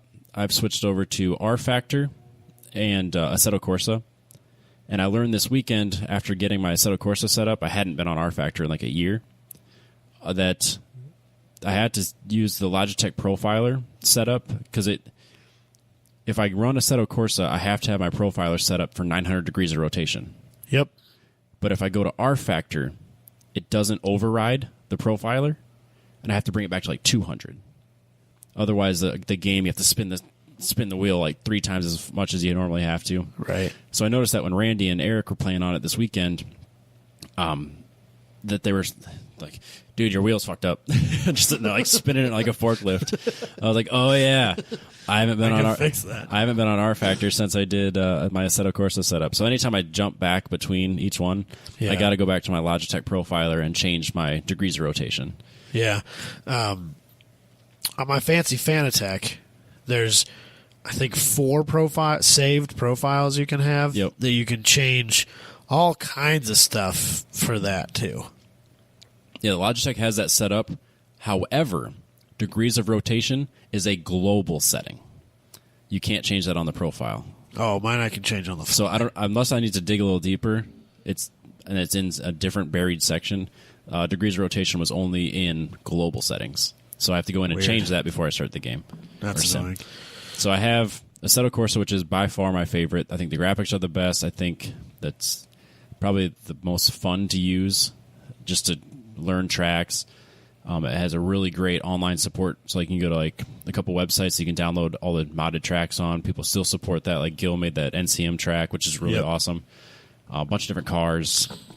My only gripe with Assetto Corsa is that the tire model, in my opinion, is way too slick.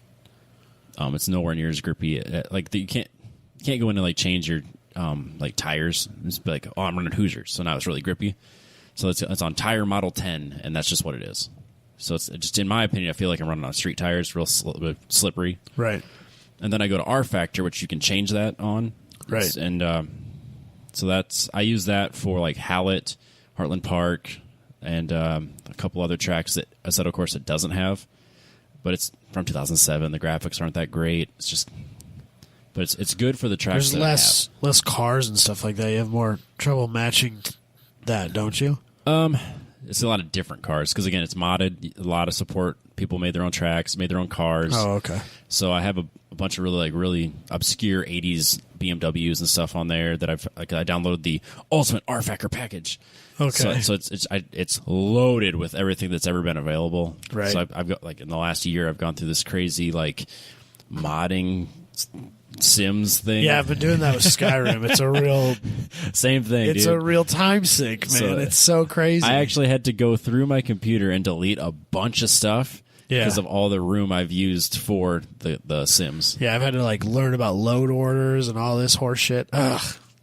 There is Not proud. there R Factor 2 had Gingerman, and I know Luke McGrew has it because he's got YouTube videos of him driving on it, but I can't find it anywhere available that I can download it for myself. So I don't have R Factor 2. I just have R Factor 1. Because Gingerman's the only reason I would get it. Right. Or if someone would be kind enough to make it for Assetto Corsa, those listening at home. Hint. That'd be great. There is a way to do it. I kind of started doing it because I wanted to make one for the Iowa Speedway just on my own. But I couldn't get the GPSs right, and it wasn't. After about an hour of screwing around with it, I'm like, forget it. I don't care enough. I don't care enough. I've done a little iRacing. I prefer Assetto Corsa to iRacing. I think iRacing is totally separate. I think it's great. iRacing is not about the driving. It's about if you want the race. If you want to do online racing, I'd say that's probably the best. Assetto Corsa's got a lot of drifters use it to do like open lobbies and stuff. I don't do anything online. Yeah, but I have an iRacing profile. I've done a little bit. I know Josh wants me to do more so I can race against him. I'm only on there to do laps of tracks I'm going to go to. I'm not into sim racing enough that I want to be good at it. Right. I just want to learn a track.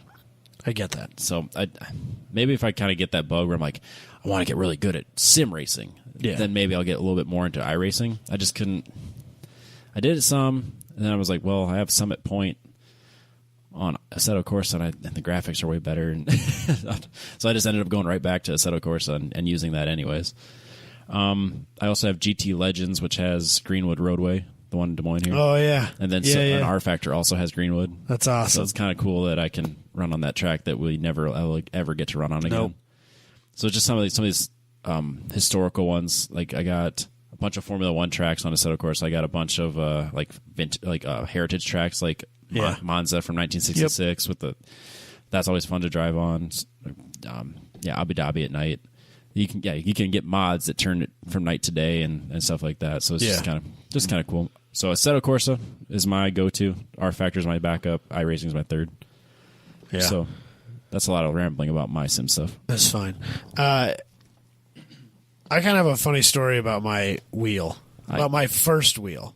First wheel? Yes. Didn't you have a G25 to start? No. So there was a Gran Turismo Edition Logitech. Oh, yeah. That I bought. Remember Circuit City? Like Radio Shack? Yeah. No, like Circuit City. Yeah, I know. It was like it's like Best Radio Buy. Shack. No, it was more like Best Buy than it is like Radio Shack. Oh, yeah. But they went out of business in like '09 or maybe 10. No, it would have been 9. And I was working my pipeline on the road job, and there was a Circuit City. I was in Texas somewhere. I think I was at the Circuit City in Waco, maybe. And they were going out of business, and everything was like 75% off. Yeah, fire sale. Yeah, and I'm just walking around like, oh, look at that. Like, this is like wheel thing, right? And I'm like not even that into cars at this point in my life. I'm more about skating and like, I mean, I had my Audi. Skating and Segways. Right. I just wanted to buy a Segway and drive around in my Audi and it's a natural progression. Talk on my jawbone and be a douche, right? Yeah, of course. That's what you do when you're 21. Yeah. I'd kind of, you know, I grew up in cars, and then there was like my skating phase, and now I'm back into cars. And this was kind of the middle of my skating phase, starting to tail back into cars again. And this thing was like pennies on the dollar, like 75 or 80% off. So I bought it, but I'm like I'm literally living in a hotel. So like I was like, whatever, you know, I'll buy this, you know, and like I just put the pedals on the floor. And then I just tried to hold it in my lap and like pinch it with my legs. I remember those. It doesn't work. The first one I ever had, I think, was set up that way. That's what I was trying to do. We had one that had pedals, no shifter, nothing. It was probably one of the first Logitechs. Yep. And I used it for like Need for Speed. I think this one, the shifter was built in, but it was just right next to the wheel, like sequential style. Yeah, it wasn't H pattern. Nope. And then fast forward a few years, I've been carrying this thing around with me, and I have really no way to use it and no care to use it. And so I needed some money for how I fixed the Audi or something stupid. And so I brought it to the Gamers that used to be in Ames. It's not open anymore? No, all the Gamers are gone. That store chain, that franchise is done? At least around here. I don't know that it was ever a thing anywhere else to begin with, but they're all gone around here. Huh. But I brought that wheel in there, and they gave me like, I don't know, $20 for it or whatever they gave me for it, right? Right. And then fast forward a few years again, and I'm back 100% into cars. And we've got this shop thing that I used to rent with a couple of buddies. And we're like, we should build a fucking sim rig, right? Like, that'd be sick. Yeah, That'd be super fun. We're serious racers now. Let's do that. Yeah. And so I went back to Gamers and bought my old wheel back. You just paid storage on it. Yeah, exactly. So I'm sure I gave them like $60 to buy it back, and they gave me $20 to buy it. But still, I probably came out ahead of what it was of the original retail price with what I paid for it to begin with. That's hilarious. So I probably still had less invested in it overall than what it would have cost me just to buy it brand new at retail. Right. But that's how I had that thing for a while. And then that was the one that I was using for the longest time, and I decided, all right, I want to do this more seriously. I want to be a little, because like I was putting hours and hours and hours into Gran Turismo 5. I do remember that. Just like beating laps, everything, just burning laps, and like getting pretty good at the game. And stuff like that. And so I decided it was time to take this more seriously, and I had finally bought an Xbox 360. I think even at the point that the Xbox One had just come out or was like nearly out, and that was when I finally bought a 360. And my wheel that I had would only work on a computer or a PlayStation. And I wanted to play Forza because I had a couple of friends that played Forza online. And so I ended up spending like $1,200 or something stupid on my Fanatec setup. I'm sorry. I'm not laughing at you. No, I'm laughing with you. It was stupid. It was not the stupidest purchase I've ever made by any stretch, but no. I spent a lot of my tax return money on that one. I forgot. For some reason, I thought you got a steal of a deal on it. No. So I did the same thing you did, where I just built this out of plywood and 2x. Yeah. But my seat, I knew I wanted a seat that all 4 mounting points were flat to the floor. Yeah, I didn't get that. And I know a lot of seats, like some are, either 2 or even all 4 are like turned. Mine's at almost 2 inches off. Yeah. And so I was like, I remember my Cavalier, like all 4 feet bolted flat to the floor. So I went to the junkyard and I said, I need a Cavalier seat. I don't care if it's out of a 2-door or a 4-door. I don't care if it's a driver's seat or a passenger seat. I just need a front seat out of a Cavalier. And they're like, we got one over here. It's $25. And I was like, I will take that with me. And so that's how I ended up with my first one. And then my second one, the place I worked at had a giant storage facility attached to it. And somebody had abandoned a storage facility and left a race room rig in there. Just the seat and the... No, it had a G27 attached to it. Oh, that's right, it did. Yes, so I still have my G27. Oh. I think. No, I know I have two. 27s? No, I know I have two wheel and pedal setups. Okay. Because one of them is clamped to a bookshelf in my son's room, and he just pretends like he's racing a car with it every once in a while. You know? But it's not my Fanatec of setup. course. That's stashed away where he can't get to it. That's hidden for future use. And I don't remember if it's the G27 or the Gran Turismo edition wheel that I still have, but I'm pretty sure I kept the 27 and sold the GT. Yeah, because the 27 would have been a better wheel. Yeah, I think I sold the GT wheel and I kept the G27. So I have both. The G27's a nice wheel for the price. For anybody looking, the biggest complaint I have about the Logitech? No, the seat thing that I have. Oh, that's right. It's made by a company called Race Room, and 98% of it is awesome. But how the shifter mounts, because the shifter on my Fanatec and on the G27 are separate from the steering wheel itself, like it wasn't on my GT wheel. Where that mounts is very flimsy and super duper sucks. And the Fanatec shifter that I have is not the nicest. And most of the time when you try to pull it from first to second, or when you're trying to shift, the whole thing moves so much that it's impossible to use. And so I end up using the paddles on the back of the wheel instead. Oh, yeah, that's frustrating. Because I had to beef mine up a little bit. So so mine's made out of metal. And I don't have a welder, so I can't really bolt shit I to it. can't really beef it up any. So yeah, Robbie's got what I have there. So it's really cool because it's length extendable really easily. Can you flatten it to the ground so that you're sitting a little flatter? Because it almost looks like you're in a seated position with your feet on the floor, not. My feet are out in front of me. Is it further out than it looks in the picture? It can be however far away you want it to be. The seat is a little high. Okay. But yeah, it looks high. The pedals can be raised up and down, too. Ah, nice. Okay. Perfect. And, I mean, it's cool. I like it. Yeah, it's good. Be comfortable. Like, if you had a rigid shifter point, everything else just the shifter part sucks. So, like, if I was in the market for one, that would be something that I would be watching. Yeah, and granted, mine's on the floor. So, like, when Eric and Randy tried to get into it this weekend, they're like, this thing's so fucking tiny. Yeah, you roll into it and then try and stand up. Yeah, so I tilt the seat all the way back so they can kind of slide in like a shoehorn. Right.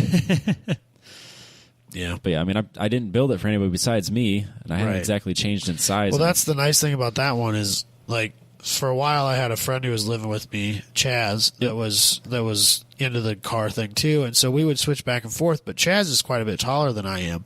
Oh, yeah. So that was easily adjustable. Oh, perfect. But the thing was, when I bought the Cavalier seat, the mount has sliders. Yes. So that was still movable as well. I have sliders as well. But I can move the steering wheel closer to me. Oh. I can move the whole, like, so the seat and then the steering wheel and pedal assembly can be expanded or contracted together. Okay. And the wheel can be moved closer or farther away separately from the pedals as well. Perfect. So you can change a bunch of things. You can find just the way you want to be. That's nice. And it also it compresses all together, and the chair folds down and it folds away, and it's fairly, air quotes, compact.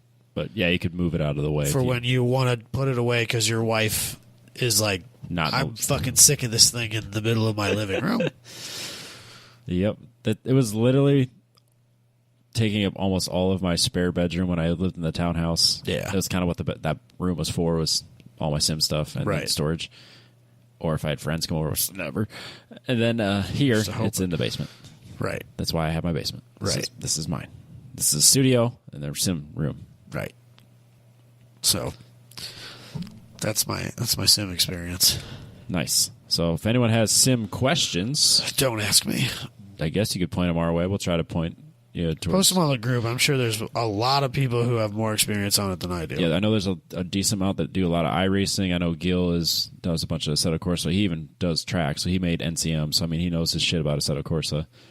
So, I think if you post on the group, if you have questions or looking for guidance on anything, I think we got the right group for you, though. You had one other thing I think you wanted to talk about. Yeah. Mostly I just want to spend the money you don't have. Oh, you're an asshole. Yeah. I know what this is. Yeah. So 9 Lives Racing, who makes the Wang, My big wang that I have. your big Wang that you have, they have been prototyping and testing a carbon fiber version thereof that is bigger. It's called the Mega Wang. It is a mega wang. Made It out of has carbon 30% more downforce capabilities than the Big Wang. fiber. No, we're not. 30? 30%, Robbie, with the same drift to lift 15 to 1. drag ratio. 15 to 1. 30% more. And it's made out of carbon fiber. How wide is it? And it'll bolt to the same. That's not true because I have custom. Yeah, but you tell him how far apart it is, it'll work. He can make me one at custom widths. Absolutely, Robbie. Damn it. And he posted today Oh, I know. I saw this. that if you already have one, I if you saw have this. a regular Wang and you want to get a Wang, $300. No, $300 off. Right, $300 off. It's not small. I'm sure it's not cheap. It's very expensive, but Go fast things are not cheap, Robbie. it's so good. It's probably good that it wasn't available when I bought mine because I would have been real tempted. Yeah. Unless it's like 10 times the price. Which it shouldn't be. This should be like, I don't think bet you have enough front end aero to justify 30% more. I got so much. downforce that I got car. so much front end aero now. So I got an air dam and a new splitter that works. I can stand on it. Okay, it's not that much. I'm trying to help you. I'm trying to help you save for one lap. Yeah, I could have bought this anyways, man. Why not? One lap. Yeah. So I'm I already trying, have- I I'm trying already to make have- you I feel already better have a about Wang. not buying this because of one lap.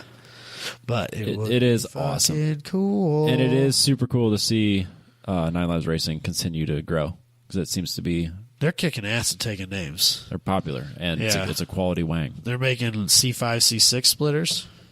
Yeah, they're making a bunch of and air splitters. dams. Yeah, So Dalton we've has to already do been it. pushing him towards buying that because he's terrible with peer pressure. I mean, if he wants to be slow without an air dam and a splitter, Yeah, be my right? guest. Yeah, absolutely. I mean, he could build his own, or he could just buy somebody else's that's been through CFD, and we know it works. And it works. Yeah, it's And it's designed stronger. specifically to work with the wing that he already has on the back of his car. much more optimal. He'd be stupid not to. Be reckless not to. Yeah, There you go. It'd be a waste of his money that he already spent. Yeah, absolutely. So I just wanted to try and, I know it would. plunge the screwdriver in and twist it a little bit. It would be so good. It's the Mega Wang. And if I didn't already have one, this would be a much. So now they easier have the sell. regular Wang, Yep. and they have the dual element attachment for the regular Wang. Yes, they do. And now there's the Mega Wang. Oh man. And I assume that it's only a matter of time before we have the dual element attachment for the Mega Wang. Yes, it's got to be in the works already. Do you have the gurney flap? I don't. You don't have the gurney flap? Nope. I just got the CFD end plates. Okay. So supposedly the gurney flap adds some to the regular Wang. Yep. So That might get added. it's cool that like all that's modular. Yeah, because Like you can buy the Wang and you can kind of develop the car along and be like, all right, well, I've gotten to the point where I could use some more rear end downforce. Yep. You throw the gurney on there. Yep. Like, all right, develop the car a little more, get some more front downforce to match the rear downforce you're now creating. Figure that out. Like, all right, now I'm ready for more, and you buy the dual element wing. Yeah.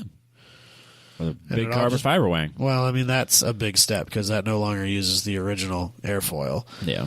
But Well, it's kind of cool because you can get, generic mounting plates.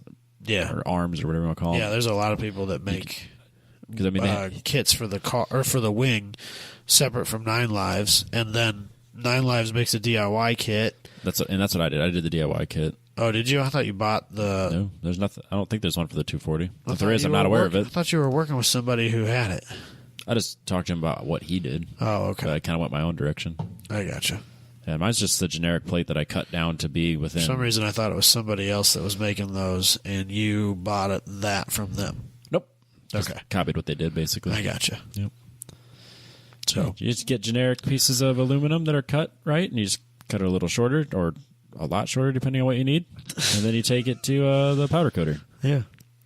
So I like what Johnny's doing. Yeah, it's cool. And he supports grassroots racing. He's got a lot of good life Arrow stuff. for the masses. Yes, which is neat. So I just wanted to spend your money, Robbie. Oh, don't worry. I have spent it already, so you cannot spend any more. It is gone. Damn it. There's no money left in the banana stand. That's fair. It's all in the one lap stand. That's fair. Should we do the news, or do you got anything else? I think that was everything. I don't need to ramble about anything else. All right, let's move on. Presented by Apex Pro. Yes. ApexTrackCoach.com. You can use our code 10tenths for a free suction mount. It is getting to be about race season, as we said earlier. Finally. April, which is now almost, it is March. Yeah. So, 1 month to get your Apex Pro. If you order now, it could be at your house by the time race season starts. Then you can learn about it, go to their website and learn how they use it. It is great for data, and then you could send it to them and get data review, or go to use that in your video. Racers 360. So, first up, a Honda dealer will pay you $900 to watch all of the Fast and the Furious movies consecutively. Just don't worry about it, Robbie. I'm really annoyed that the drive has the comments pop up on the front of the screen. Just ignore it, Robbie. If you work at the drive, right. If you listen to this show, I want you to know that the comments popping up on the screen wherever I'm at is super annoying. Just bring it back to the bottom of the screen and leave them there. If I want the comments, I'll scroll to the bottom. Thank you. Thank you for coming to my TED Talk. Anyway, I put this in here especially for you, Robbie. We know your affinity for car-related movies. I do love car movies. Especially bad ones. Not all bad ones, but yes. Most of them are, so it's kind of hard not to like car movies and also not like bad movies. I listened to the episode of Dinner with the Racers where they're talking to Dr. What's his name? Oh, yeah. And he consulted on Days of Thunder. They keep referring to it as a documentary. Right. Fucking hilarious. The documentary, yeah. But anyways, so Honda, this dealership is going to pay you. I think you have to go there and watch them. So I think they want you to, fly to them and then stream it. Yes, so they want you to stream and then, live tweet. They should just Twitch it. Yeah. Because, remember... We're podcasters, Robbie. Yeah. We could do this. Yeah, we could totally do this. For $900. If we could do a GoFundMe page. I hate GoFundMe pages, but we could do it. Doing that. We could do it and then have our listeners, give us money, and they could watch us on Twitch watching these movies. I think we just need to get the Honda dealership to pay for us to watch these movies. We are influencers. Yeah, absolutely. In the right market. Yeah, that's what I'm saying. I would fly to New Jersey. I don't care where it is. I can't remember where it is. But yeah, I'd watch. I mean, that's what it would take me to watch all of them. I think it would be funny to Mystery Science Theater 3000, the Fast and the Furious movies on Twitch. That would be kind of funny. That'd be a great YouTube video. And that's what this is basically what they're trying to do here. We could do like Joe Rogan does with the Fight Companion. We could do the Fast and the Furious Companion. Yeah, absolutely. We talked about doing that with races at one point. We never have. I kind of hate how good of an idea this is. I think that there's some copyright issues. Just don't play the video. Can you play the audio? You could. Well, if we do it like this, where you can kind of hear, let's say we use that third mic on at the TV, so it's like on Dinner with Racers when they're in a loud restaurant, you can hear the music, but it's not really there. We could do that so they can know when to sync up and say hit play, and then they can have it on their TV at home, listening in to our podcast, talking about the movie while we go through it. It's like the commentary on the bonus features where the director talks about the movie over the movie. I think you're skirting a legal issue here, Robbie. Oh, are we lawyers? I'm not worried about it. Fine. I mean, with all the money we're making on this. Exactly. So, I don't understand what the dealership's going to get out of this unless they I think it's just a publicity stunt. yeah, just live tweet that they're watching it, like at Jefferson Honda for your Honda I needs. assume that the tweeting and whatnot will be done on their account. Yeah, I don't want not on yours. Yeah, that or you're tagging them in it the whole way. No, I think it's probably done on theirs. Yeah. And My God, I could watch the first 5. And at that point, then it becomes a punishment. I think I don't even if want they want to me see to it anyway. watch this concurrently, Yeah, nine movies in how many days? Is it 9 days or 9 movies in 5 days? oh, I thought we were sitting down and starting the shit at like 8 a.m. and going to the end. I would almost rather do that. I don't think that I could do that. Like, of any movie, I don't think I could sit down and start Star Wars at 8 o'clock in the morning and watch them all from start to finish.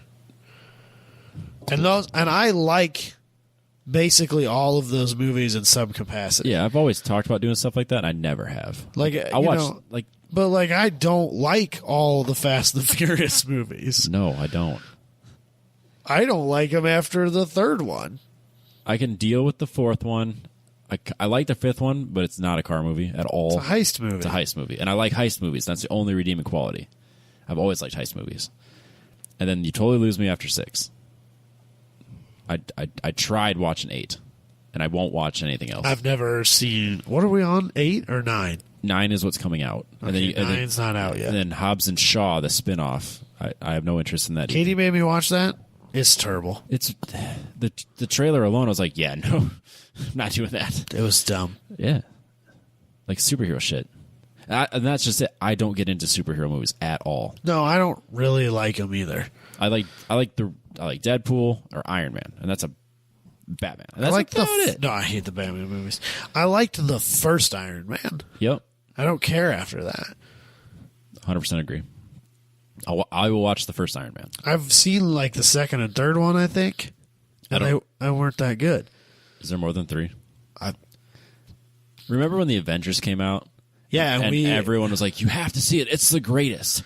And I the first one was fine. I waited, and I was like, "Fine."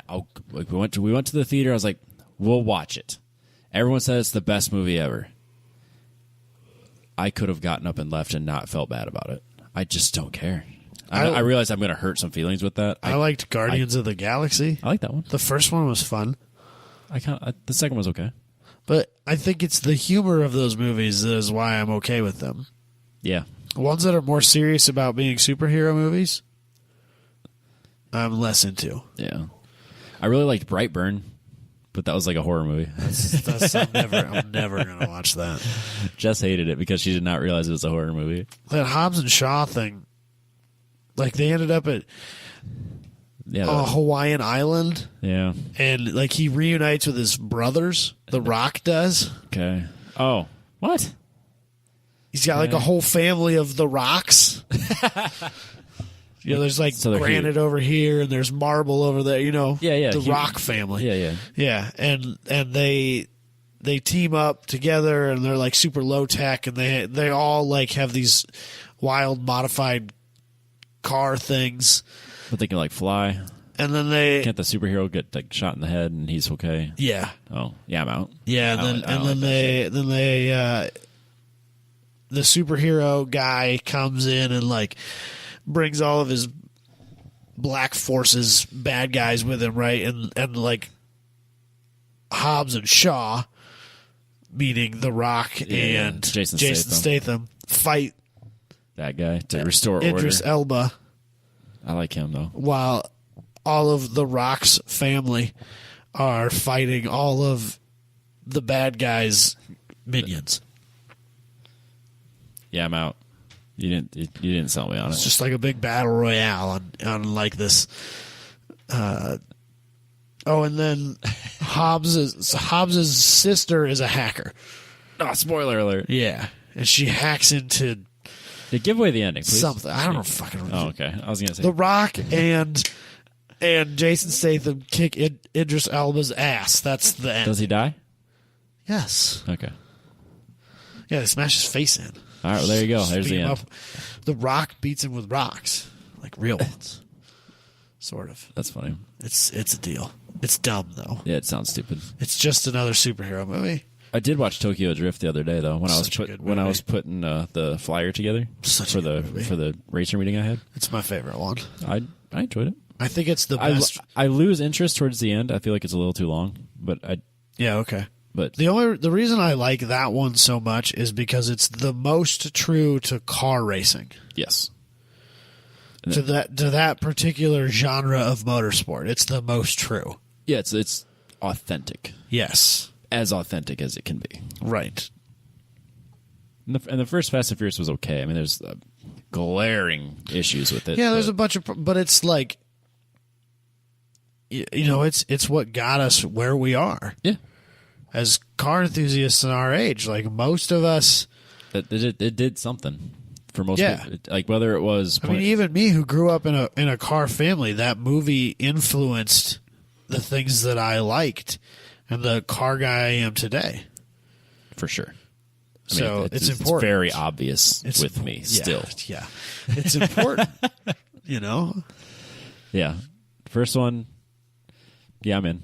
Second one's fine. It's fine, but it's terrible. But I'm in. Third one, It's I'm terrible, but it's still kind of about cars, in. Yeah. and so I'm okay with Yep. it. The third one I love. Yeah. Third one's great. Yep. Fourth and fifth is when they start to lose us. And I think it's the fourth one where they do wheelies on gravel, and then I'm out. yep. That's where they lost me. That's Robbie. at the end of 4. You're That out. was the minute that very scene is where I was out. Yeah. To hell with your physics. I'm done with you, Fast and the Furious. I'm Yep. done with you. Yep. I'm officially done with. Fireball Camaro doing wheelies on gravel. That's where I drew the line. Yep. I called it when I went and saw 7. I'm like, I'm done. I'm not going to pay to watch these again. Right. So When they jumped the Leica Hypersport like a through the buildings. hypersport from one building to another. That wasn't the only reason, but yeah, that movie was where I drew the line. I was like, I won't pay to watch these again. Right. You need to stop. Yeah. But they keep getting bigger. There's 2 more, 9 and 10. And they keep doing better. Everyone gets progressively bigger. Yeah. But everybody I know says they hate it, and then they go and watch it anyway. That's true. They do all these meets where everyone's like, we're going to go watch it and like meet at the theater. It's weird. I don't get it. We're dragging on. You want to move on? Yeah, let's. All right. So Mercedes Formula One Yes. has a pretty awesome steering setup. That they are not going to be able to use after this year. But that was always the plan. The 2021 rules closed that loophole before they even announced they were doing this. Oh, okay. So Mercedes, we can back up a little bit. So Mercedes debuted at their first practice session a new steering system called the DAS. What's that called? Dual axis. Dual axis steering. So basically what happens is when they're driving and the steering wheel is pushed all the way forward, you have your normal toe setup, which is, let's just say it's a couple degrees towed out. Yep. Just for sake of argument. Let's just say it's 2 degrees towed out, which when you're going down the straight is going to add a lot of scrub. But it's really great for when you turn in corners because you're already...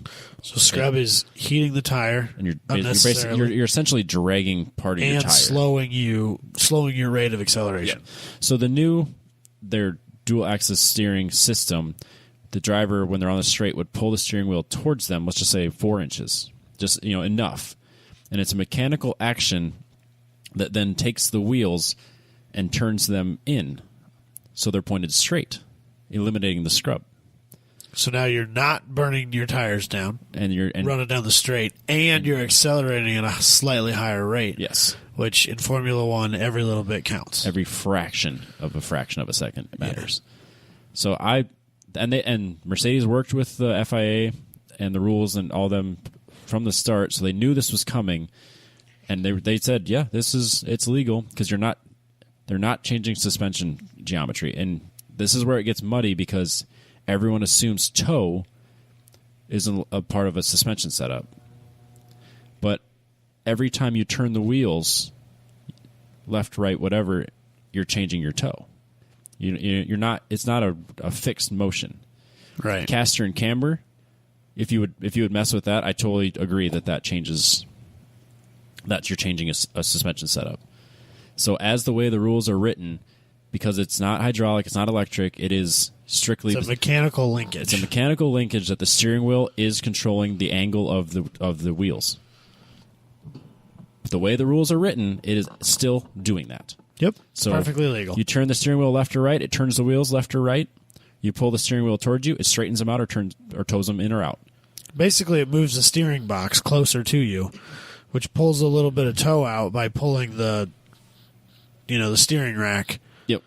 By moving that, it straightens out the wheels because it shortens up the distance. Oh, gotcha. I see what you're saying. That's how that's working. Yeah. When you pull the center point towards you, it pulls the outside points in. I thought it was super innovative. I saw the It's GIF. so simple. And brilliant. But brilliant. All the really great, innovative ideas are simple. Right. Well, I'm trying to think who it was. There's some theorist or some engineer somewhere that said that we got millions of patents, but in all reality, there's only ever been 42 novel ideas, or something like that. Where it's basically saying it was just one of those things like there's no such thing as inventing something new anymore. It's just it's just a reiteration of something that's already been. Yeah, absolutely. But I thought it was super cool that they're coming out and just like it's within the rules. You're not changing your caster or your camber, and again, you could argue whether or not toe is part of suspension or not. Now, in this instance, I would side with Mercedes on this and say that I completely agree with it being legal. So, do you think all the other teams are going to scramble to figure it out too? I would bet this year? A couple do. But I would also bet that a good chunk of them are going to say it's not worth it. The money and time, they could focus on... The mid-pack and back are not going to spend the money on it because they're just going to focus on development for 2021. Unless Mercedes shows in the first race to be seconds faster than the rest of the pack, I don't see anyone messing with it. I haven't been paying that much attention to their testing, but last I saw, the fastest lap that Lewis Hamilton did in testing... He did not use this system to set. That was true. That was last week. This week, or the previous week, this week, he wasn't like. They're definitely doing different practice sessions. So like Mercedes was like 5 and 6th today. This would be Wednesday, right? So I mean, the thing I think is more important. It's less about to me. This system is less about the speed and more about tire longevity, right? Because this day and age, so much of a Formula One race is won and lost in your pit strategy. Yes, it is. And if you can save those tires for 1 or 2 more laps at the end of the race, that's the difference between winning and losing. Yes. Yes, I completely agree. And so this system isn't about being seconds faster than Ferrari or Red Bull. It's about doing 2 more laps with the same set of tires. Yes. Because, I mean... How often last year on the radio did you hear Lewis Hamilton say that his tires were dead? Right. Every race. And if Ferrari could have pulled their head out of their ass and had a decent strategy for once, they probably could have won half of those races. Yes. They probably could have put a hurt into Mercedes' chance at winning that. I think Mercedes still would have won.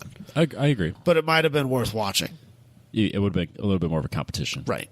But I would guarantee that this kind of stems from those radio interactions where Lewis comes back to the pits and goes, what the fuck can we do to keep these tires on track? Right. I'm ruining them. Right. And then obviously the race engineer goes, stop driving like the way you do. And then he's going to say, no, I'm fast. And then now they have to compromise by changing the system. Right. Figure it out. Yeah. So I would be, we'll see. We'll see if anyone makes any dramatic changes. I also am curious what it's like to race with this. I'm curious if it is almost like spring-loaded or naturally wants to be forward, and that it takes force to pull it back. Oh, I'm sure it's weighted to keep you from being partway through a turn and like matting the gas and having the acceleration and having it pull away. I would be worried about that. And then like if you have to lock and unlock it, that'd be another thing. Because if it takes force to pull it, you're exhausting yourself. I'm sure it's weighted. So I'm curious. My mind goes straight to that. Like, how do they control that? Because let's say if it's too loose, he's going to pull it when he doesn't want to pull it. Right. And then that could cause problems like changing the direction of your turn. Or if it's too heavy, he exhausts himself halfway through a race, and then he's not going to use it, and his hands are too tired to even make a regular turn right. I mean, let's just say Abu Dhabi, for example. It's 120 degrees. He's struggling to stay not exhausted to begin with, and then you're adding a workout. Yeah. So I'm very curious how that works. I'm sure that it's sprung in just the way. Most likely. Mercedes probably not going to fuck that up, but you never know. Just don't skip arm day, bro. You should never skip arm day, leg day, chest day, back day, core day, ab, core day. Whatever. I doubt he skips any day. Lewis Hamilton works out a lot. Yeah. I'm sure. So he dated Nicole Scherzinger, so I'd work out a lot too. I'd try to keep her around. She's hot. Oh, Robbie. There's a bounty.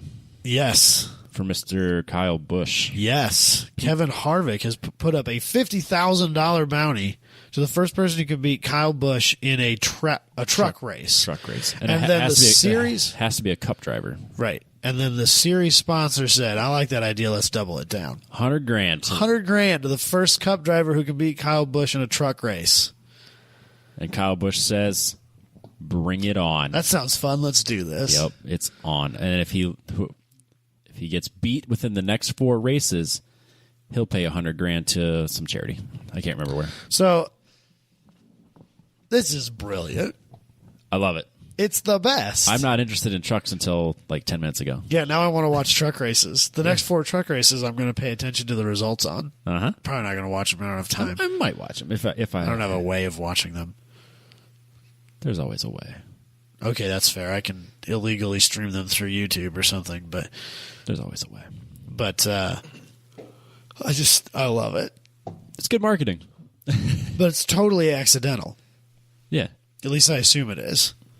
Yeah, probably. I don't think that. I think it started. I don't as a think joke. that like a group of guys sat down and go, "All right, how do we get more people to watch the truck races?" Oh, I know. Let's put a bounty on Kyle Busch's head. Like this started from a tweet. Yeah, I think it started as like a tongue-in-cheek joke to like, let's make some good out of this. Yeah, which isn't like half the good marketing started that way anymore. Should be. It just kind of starts as like someone screwing around, like actually that's not a bad idea, and then you just kind of go with it. Right. So I don't have a whole lot to say about it. I just really think that it's awesome. I think it's good. It's kind of shows how dominant he's been in the truck series, which is crazy because he's also, racing in the what series would that be? He's a cup driver. Yeah. So this dude never stops. Yeah, he never stops racing. Well, that's the way it used to be. Yeah, back in the day, running like because he also runs dirt. Yeah, he's not as dominant in dirt. No. At least my understanding. I'm sure someone's going to correct me on that, but yeah. But I mean, his winning streak is gone. It goes all the way back, in previous years. Yeah, he's been doing very, very well. Won the last 8 races he's been in. Yeah, that's impressive. He hasn't been in all.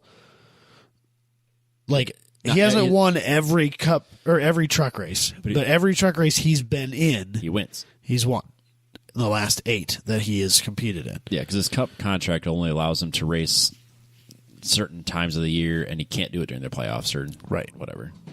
Right. But it is super cool that he's that well established of a racer, and yet he's still just like, I'm gonna go race here too, and over there. Well, the article that I read, there were some people that were like talking about how they don't think he should be allowed to run a truck. Why not? If he wants to spend the money to be there, you let him be there. It's only going to help your series because he's a cup driver.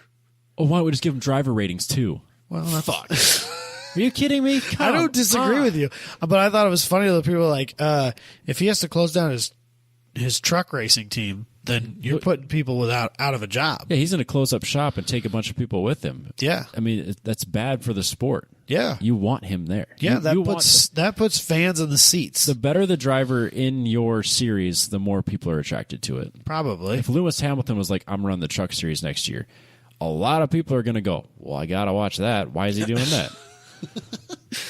That's why it was such a big deal to have Alonso in the Indy 500. And he's back again this year. He's back again. He wants to run a few more even. Go for He's it. open to running a few more IndyCar races. Come to Iowa. Come on a podcast. Let's talk about it. I would. Die. I probably wouldn't show up. If you thought I was nervous talking to Freddie Hunt. Over the phone. Oh, my God. Talking to Alonso in your basement. Welcome to my shitty house. I'm sorry these mics are shitty. I'm sorry I'm shitty. That would be out of control. Or any of those guys. Like Scott Dixon. That'd be so cool. That would be cool.